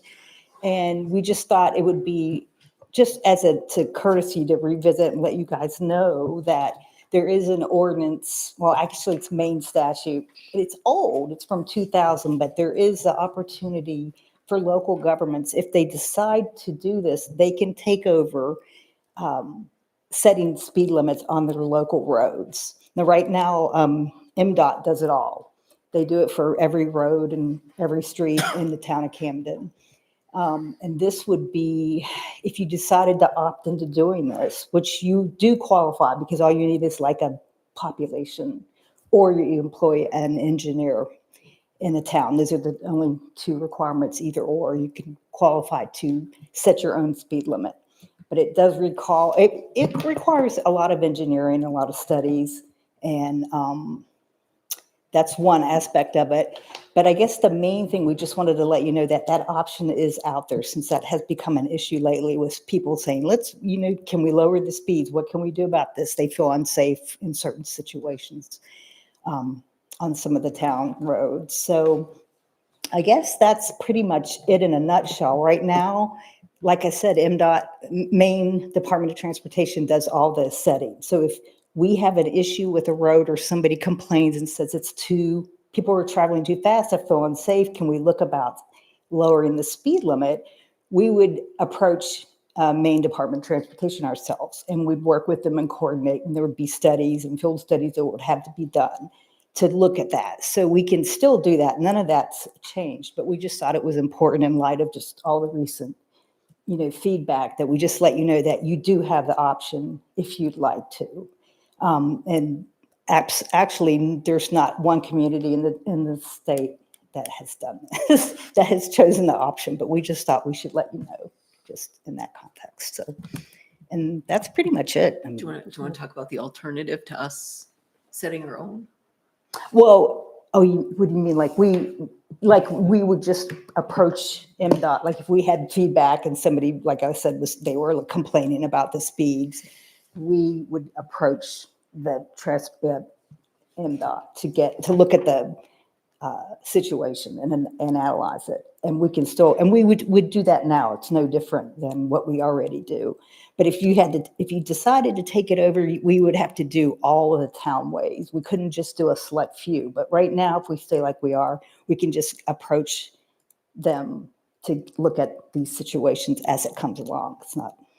And if the town wanted to do it ourselves, we would still have to do all of the engineering studies and the traffic Right. flows and all that. We would just have to pay for it ourselves and do it Right, ourselves. and do it ourselves. For every speed limit. It's not like we can just Right. go and say, fine, we think they should all be Exactly. 20, and that's because that's what I think. You have to, right, you have to back it up with the research, and then you'd have to be responsible for all of the roads, not just some of them.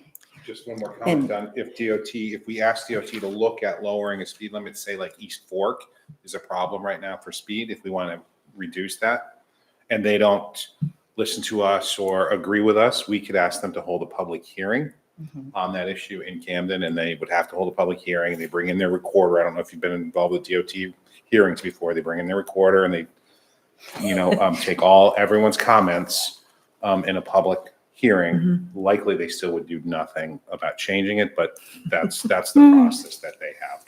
Do you think that there is a trend, because we talked about this a little bit the other day, and I think it is so fraught, it is just a landmines if we started trying to deal with individual neighborhoods in town, and I can't even imagine the blowback on it would be really something. But do you interact with the state more?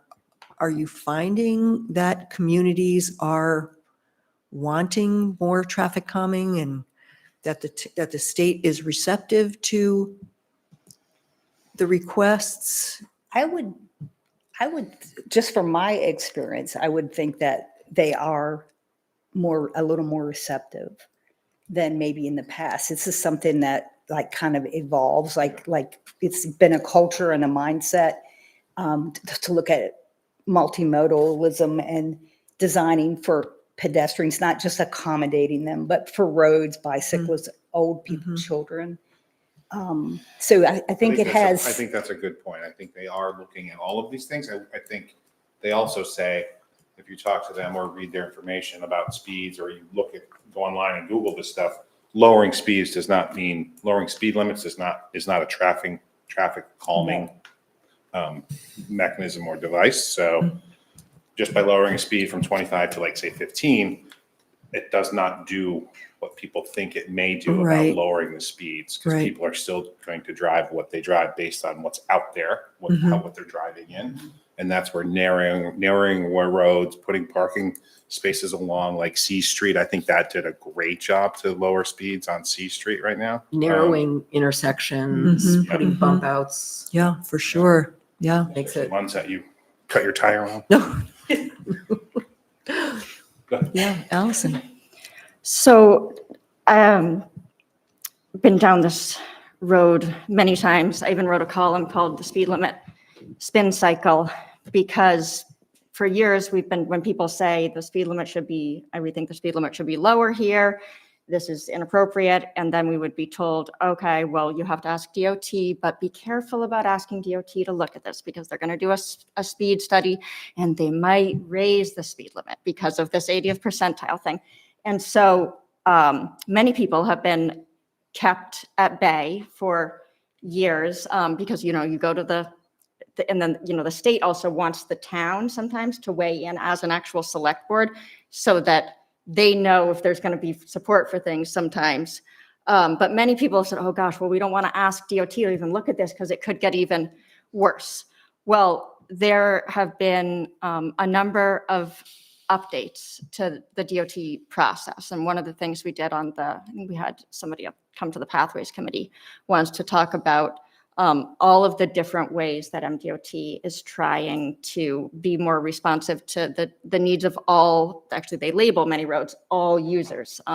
So there are roads of which Camden has many, where they're now taking into consideration more factors than just this 80th percentile of saying, okay, whatever speed the 80th percentile is traveling is the like group think perfect speed for a road. And so, whereas I think it may have been true in the past that having DOT look at something would have been potentially risky, now they have a very good system, and they have criteria actually for which a number of our roads, simply looking at the criteria that they have, should be lower. And so a few residents have come to me over the years and said, you know, one of them is Route 52.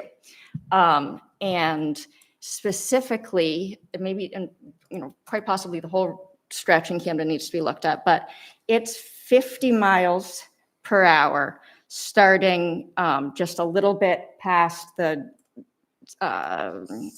cemetery, or what's the carriage trail, and all the way until past the Maiden's Cliff trailhead. And so because of their new, what they call safe systems approach, they're supposed to be looking at like high congestion areas. And so I think if the select board were to say, there are a few places we want you to look at. Another one is that there's one other option for asking MDOT that was not mentioned here that I found to be funny. And I was actually about to just do it without the rest of the select board, because what the MDOT website says is that any municipal official can launch this process by writing a letter and certifying that they traveled down said road at the posted speed limit and felt unsafe. It's like, and so I was like, oh my gosh, it's the first time I've ever had an experience where me, just as an individual official, could do something. I think it'd be more powerful if, you know, the town were to say, we want you to look at certainly I look at the difference between Mountain Street and High Street, for instance. High Street had a lot of public input in it. It is 25 all through town, and then it gradually increases. Mountain Street isn't 25 anywhere, it's 30, and then it gets much higher. So I think we should, and maybe there's a lot more activity than there used to be, but we could say we would like DOT to look at Mountain Street all the way to the Lincolnville town line to see what's appropriate based on the new guidelines. Mechanic Street, I think, suffers from similar issues. Right at Park Street, it turns to 35. The difference between somebody dying or not when they get hit by a car, it increases every 5 miles per hour exponentially. And so I think we should just ask them, look at this Simonton Road. There's a 35 or 40 in between John Street and Mechanic Street. It's a very short section of road. You can't get up to that speed without then having to stop. And I'm now driving with a teenager who is learning to drive, and he is constantly using the speed limit as the suggested speed. And then you're supposed to get 5 miles per hour over that. And so I know it's not in and of itself supposed to be the traffic calming cure-all. People go the speed they feel comfortable.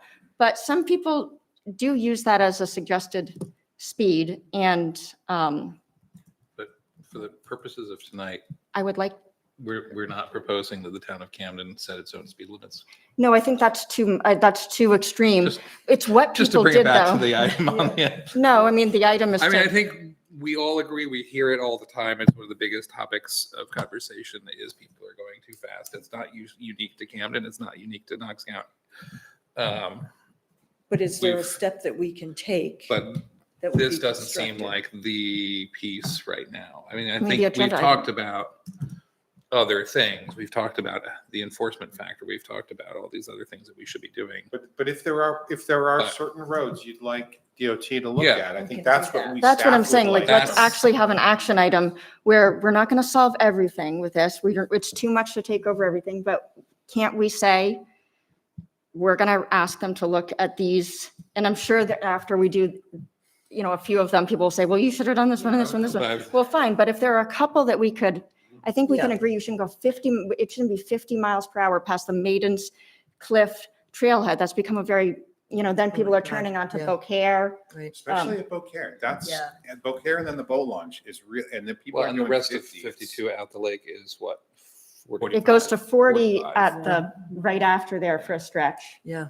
But the amount of activity at that trailhead, Well, right, but because you've been doing 50 on that first stretch, people don't slow you've been down doing to 60. 45 No, I once they're know. along there. So, I mean, I'm not disagreeing. I'm just like, I think the real piece is that you could ask anyone in town, where's the worst speeding? And they're going to say, it's my right, in front of my neighborhood, house. which begs the question of saying, let's do more traffic studies of everywhere, because So the how does reality it, is, as someone, growing up on Howe Hill, there were like 3 other houses between me and town when we first moved out there.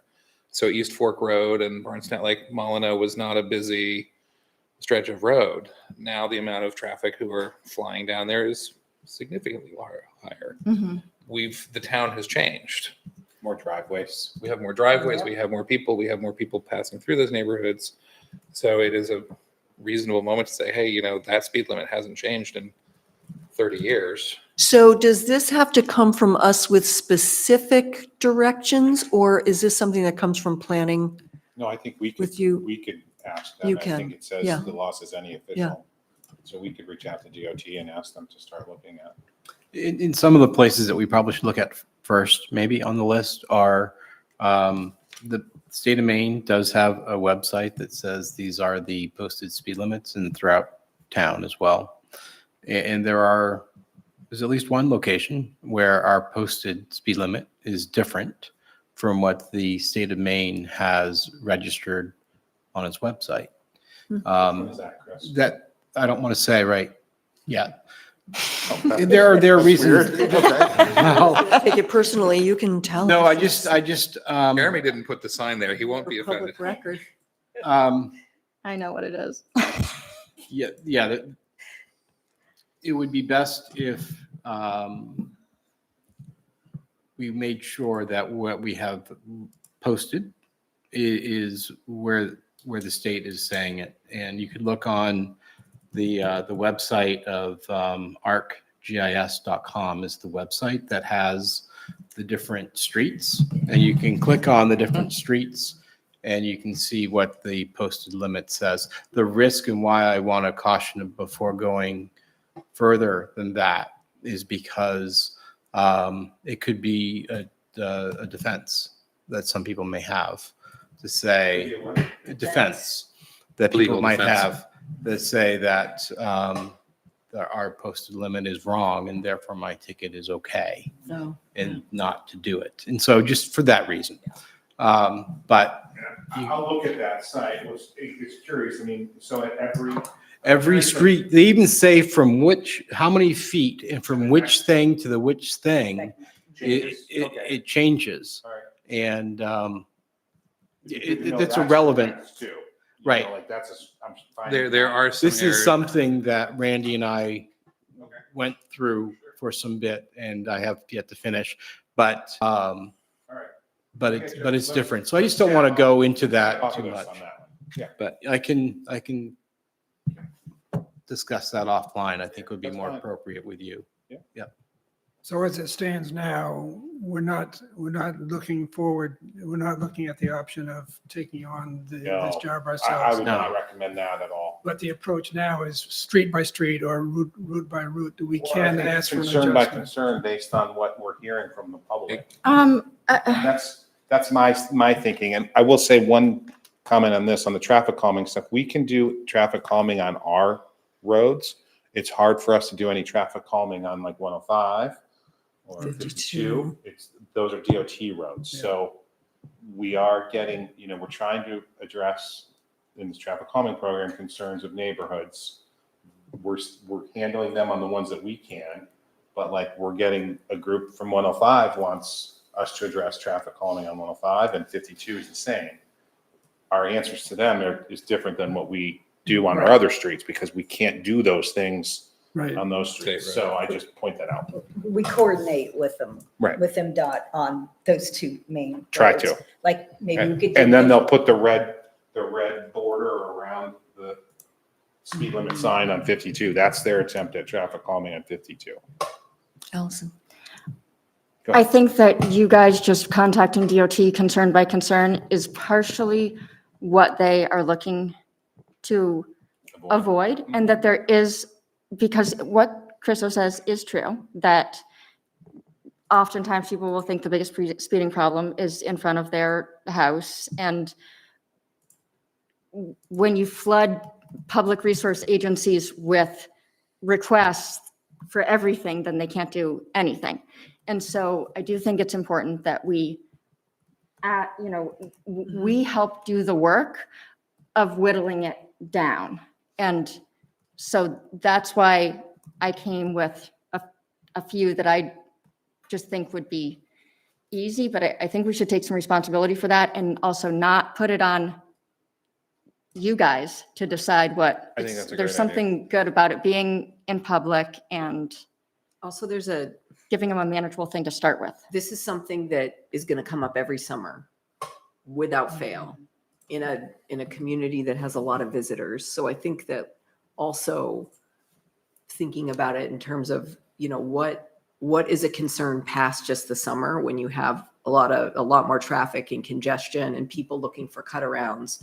What's sort of a year-round concern where we know that there's, a mismatch between like the posted speed limit and what that particular street or community, their expectation of it, or how it's set up in terms of use. And I think, the end of Route 52, where it intersects with Main/High Street, is probably one area that everybody can agree that that's a year-round problem, not just a seasonal problem.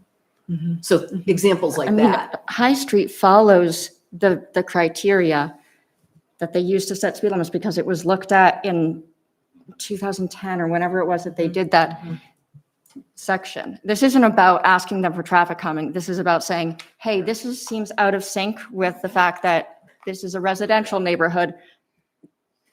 This one is so. I don't think we need to know what roads you want this to happen on now. I think if you want to think about this and Can we just move forward? I'd love to hear some roads if you got them, but Can we move forward with asking for Mountain Street? We actually did this once before. We filled out something online. A town official did it. They did give us a permission once.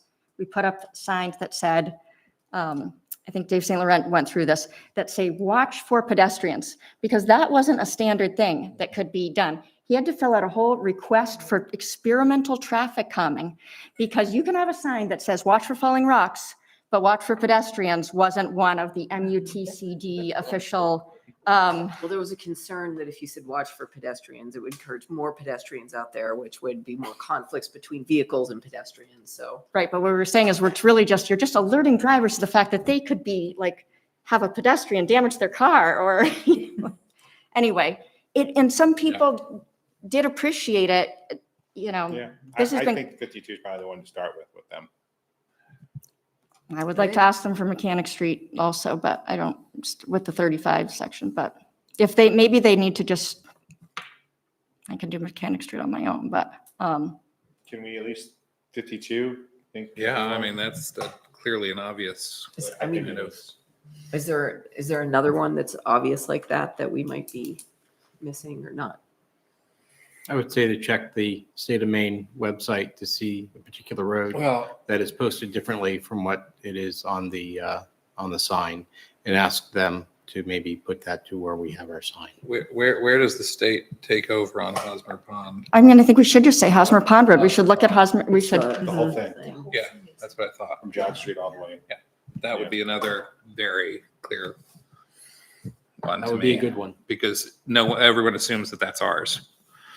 Yeah. Like people forget. but that's we a did state. post it as ours because I think we put the speed limit signs up there at one point. And that's actually a year-round traffic factor. All of Yeah, them that's are, a nightmare. That road is a nightmare. You think that's more important than 105? Right now, it seems to be. I don't think it's more important because the posted speed limit is reasonable on Hosmer Pond Road. Our enforcement of it might be a little shaky, but and we need to bring it into sync. Well, and I there, think but- it's easy to make the case that we have these three major arteries that come into town, 52, Yep. 105, and Hosmer Pond, Barnestown, Hosmer Pond, Mechanic Street. Hosmer Pond, yeah, becomes And they- Mechanic so Street. they just feed, those are the big feeders. So maybe look at those, you know, I But mean, I'll does look at that, we'll look at I'll meet with Chris, we'll touch base. Yeah, Randy is aware of it as well, so you might just ask him, but I sent you something. Sarah, then I see Randy, so. Okay. yeah, give it a whirl, see what they say. Okay, we'll do. Thank you for hanging out. Yeah. Yeah, thank you. Okay. All right. So our action item, we're finally getting to some action here. That was action. I know, all these other things were action too. Committee liaisons. So looking down through the list, there are,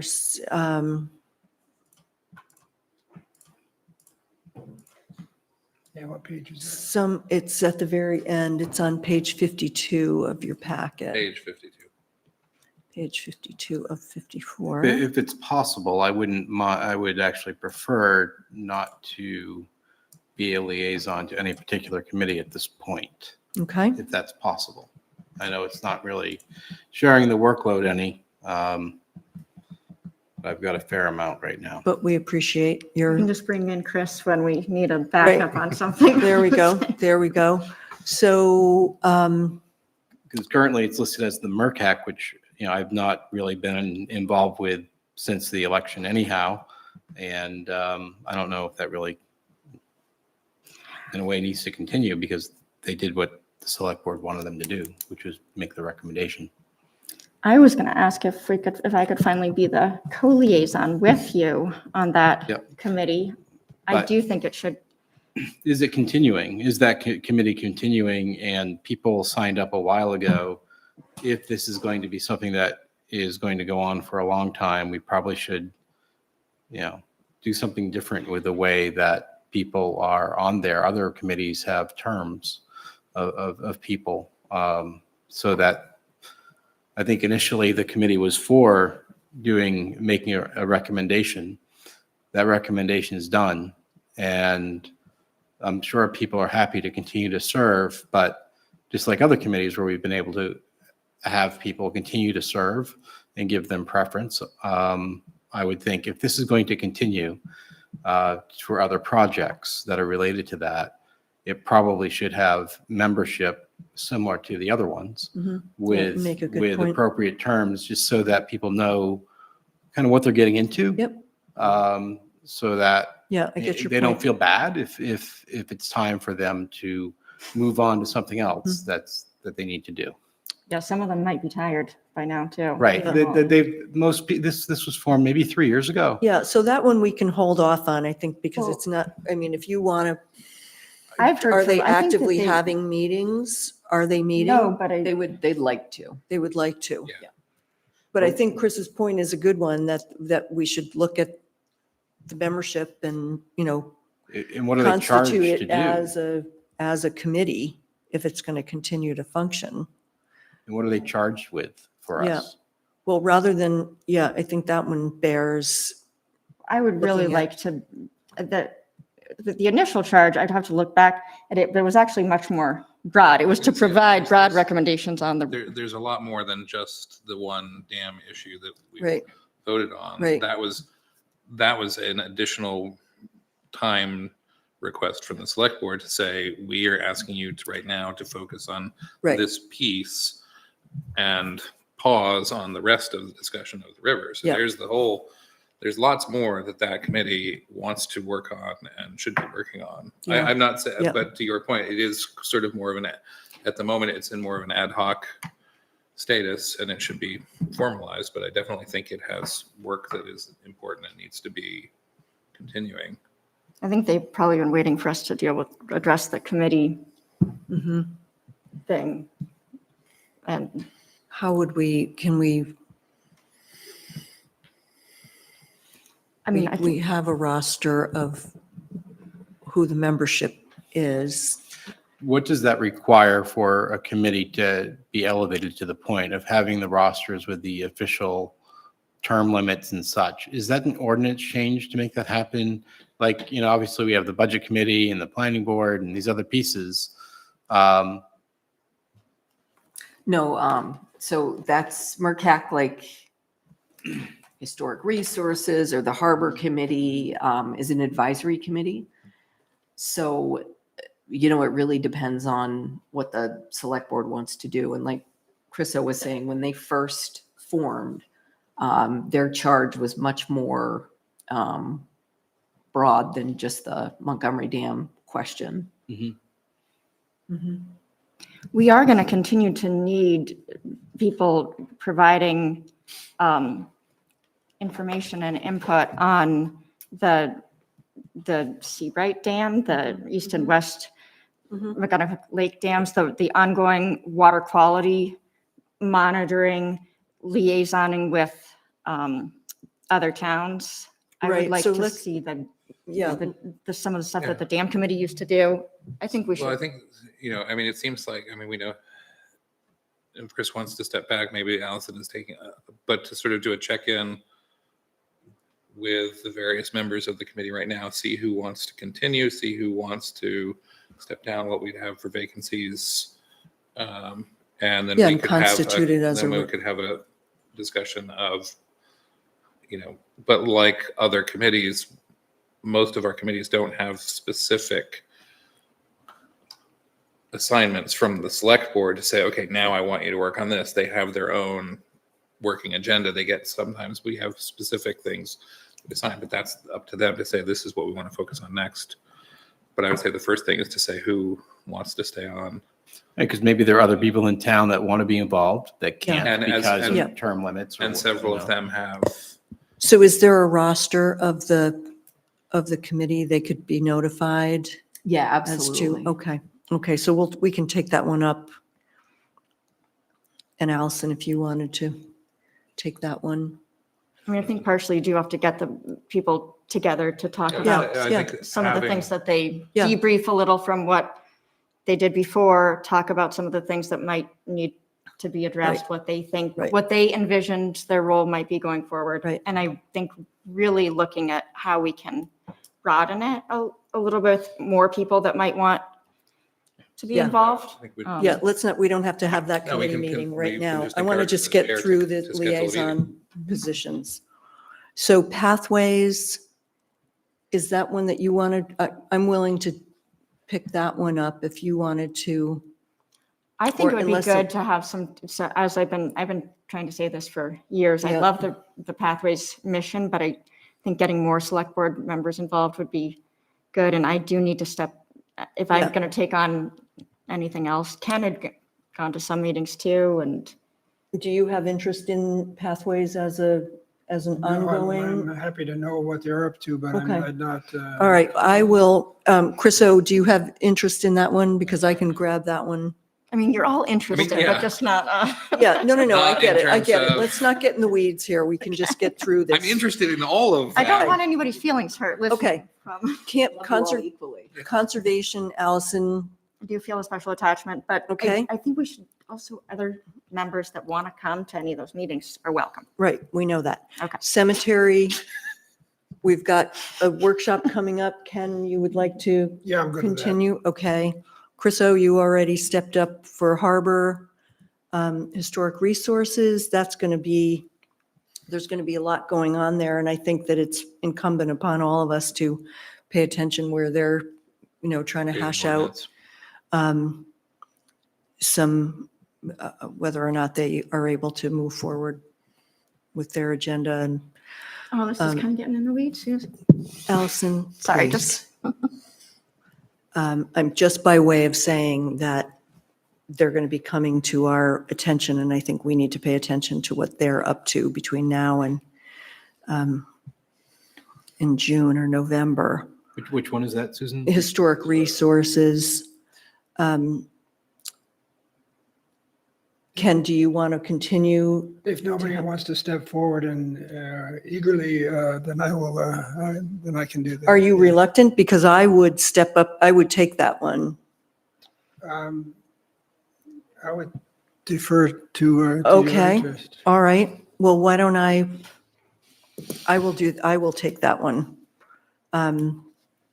Yes, they have a busy docket this year. They are a busy crew. Yeah. So Ken, you're going to stick with cemeteries, investments, that we haven't needed that. Chriso's going to look at planning. Is that a regular thing? Do you attend those meetings? And Yeah, Yeah. usually it's always been on, whoever's been on before is always just zoomed in for those. yeah, good. Okay. Trust fund advisory, that's infrequent, and zoning board doesn't require. Board of directors, library, Allison, you want to continue with that? And I would like to share that one, or Yeah, I mean, Pinch hit the is- rotating stuff is good. I think sometimes I can't always get to every meeting, but I don't want, Yeah. I would like to continue in half capacity. And then the solid waste, that's all set until. That shouldn't be on this list, actually, but Right. whatever. And then MERCAC we've addressed. So then the other two we were talking about were working groups around paid parking and the Snowball master plan, which are sort of as needed. Audra, what were your And thoughts also, there had around? been a lot of, did you end up putting, a lot of discussion in the past about getting the community policing committee back up, or the police advisory committee? I put that as a placeholder on here, just so that everyone could know the broad range of things that, could pop up as working groups. Do you feel the need to sort of formalize that now, or can we? You don't have to formalize that tonight, but it might be good. I mean, the paid parking group, having an idea of who'd like to, from the select board, participate on that would be helpful, because, we're getting data back and we want to meet sometime in November to go over the parameters Great. for next season. I would really like to be one of the paid parking people, as much as I never thought I would say that. I think there are a lot of changes that could be made to the hours and things, and Yeah, we can have I'd like two. to have input onto I was the thinking- paid parking, and also I'm wondering what the community policing is, and I might have interest in that as well. Okay, so paid parking. I mean, I think everybody's got input around paid parking, but We can all have input. I but think you'll have over 5,000 people wanting to yeah, put who input want into to weigh in on that? Yeah, I wonder You what the were best were way you is. the liaison before? Or the, I did So- attend a couple of the meetings, and then yeah. But ultimately, when the last decision-making kind of happened, I wasn't in the room. But I did go to you just another want that of on the them. record? Okay. Oh, it wasn't me. Well, I'm going to be in the room. You're going to be in the room. Where it Allison's happens. going to be in the I was room. thinking, I think we do need people I'd to like get to into the nitty gritty a little bit Yeah. now. And Yeah.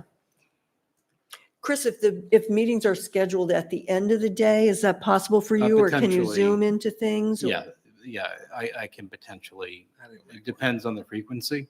Okay, I can usually manage a schedule a bit, but not, my clients come first. yep. there might be a way to, I think the way that other communities seem to be doing it successfully too is by adjusting pricing based on We don't data, need to and get being into more that. fluid. We're So not getting into I the- know, we're not- I know, Having a but it meeting might right not now. be That's like really weeds. always in the exact format of the meetings, that over time, it should be a little bit more fluid in terms of a group of people putting input. It might be an opportunity for Chris to provide input. Yeah. outside. For the next item, what was your envisionment on the community policing effort? Well, we've just had a lot of interest from the community in having, just understanding better what the PD does on a day-to-day basis, and just, giving feedback on, things that they see or things that they would like to see. So it's They really the public or they the police? public, Okay. public with the members of the PD. Years ago, my father did a a consulting thing for actually the town of Camden and community policing. That was a long time ago. Is that like a loaded term, community It is. policing? Should it maybe be called police advisory? Or, because I don't, if that is a term that means something that I'm not does. totally, Police advisory goes a different direction too. I think there's a third option somewhere that. what is it? I'm trying to come up with something. Get to know the but- police department committee. Police committee, public safety committee. We don't need to decide today. Yeah. Yeah. But yes, if there is some sort of a public safety thing, that would be in line with other things that I do. And then the Snowball Master Plan, Oh, Yeah, so that's I'd be now happy that to the- help with that as well. would you like to as well? Since you look at it every day. Yes. I see that. Oh, yeah, the two of you Yeah. can get things totally figured out. I would It's also be closer. willing to be involved in a public safety police discussion. if that So happens. this working group, there used to be, in the previous iteration, there was a list of inactive committees. Was that where It's the right working here. group was called Yeah, from? it's- There are there are a lot more inactive committees than There the was- 5 that are on the. I don't know how that document, I'll say I objected to that document with like a few what's the word, discontinued committees, because there are so many Yeah. discontinued committees. It felt like I said to Audra, I was like, are you trying to make a statement here? Why not all the other committees that have ever Yeah, existed? Why are let's just just these being Take them off. highlighted? And she said that it hadn't been her intention to Mhm. be trying to do that. Is there a discontinued committee you're interested in being No, part I- of? Reconstituting? Some of them have done good work, like the Energy Committee did some good. We voted to bring them back and nobody put in applications. I was just curious what would it take to reconstitute or to bring? What did the Energy Committee do, or do you have something in mind? They moved the Streetlights. streetlights and the photovoltaic cells, Oh, the solar farm at Sagamore. solar yeah. farm forward. Just for instance. No, I don't have anything in specific in mind for a project, but I'm just wondering how far gone are they? Can we reconstitute them as need arises? Well, they popped up around the Sagamore Farm conversation. They're sort of reconstituted somewhat, but I think that's really Camden Camden can, can. and that they are yeah, providing Right. input, and Right. it's been really valuable, and Right. they are helping with the grant, and that if, that's why we did, this group, or maybe it was the group before, voted to reconstitute the Energy Committee if Mhm. they wanted, and nobody put in applications. I think they've been actually a lot more effective as a group not being micromanaged by the select board. Right, right. But, and maybe we can be more deliberate in inviting them to give us input on, or present to us, or. All right, for the purposes of the list that we've got in front of us, it looks like we filled in all the spots. I'm going to take that. All right. Yeah. So is that a move, do we move to adjourn now, or is there Yeah, something we else? could. We could do that. So Move to, okay, second. Any further discussion? Seeing none. All those in favor? Yahoo. Okay, good work.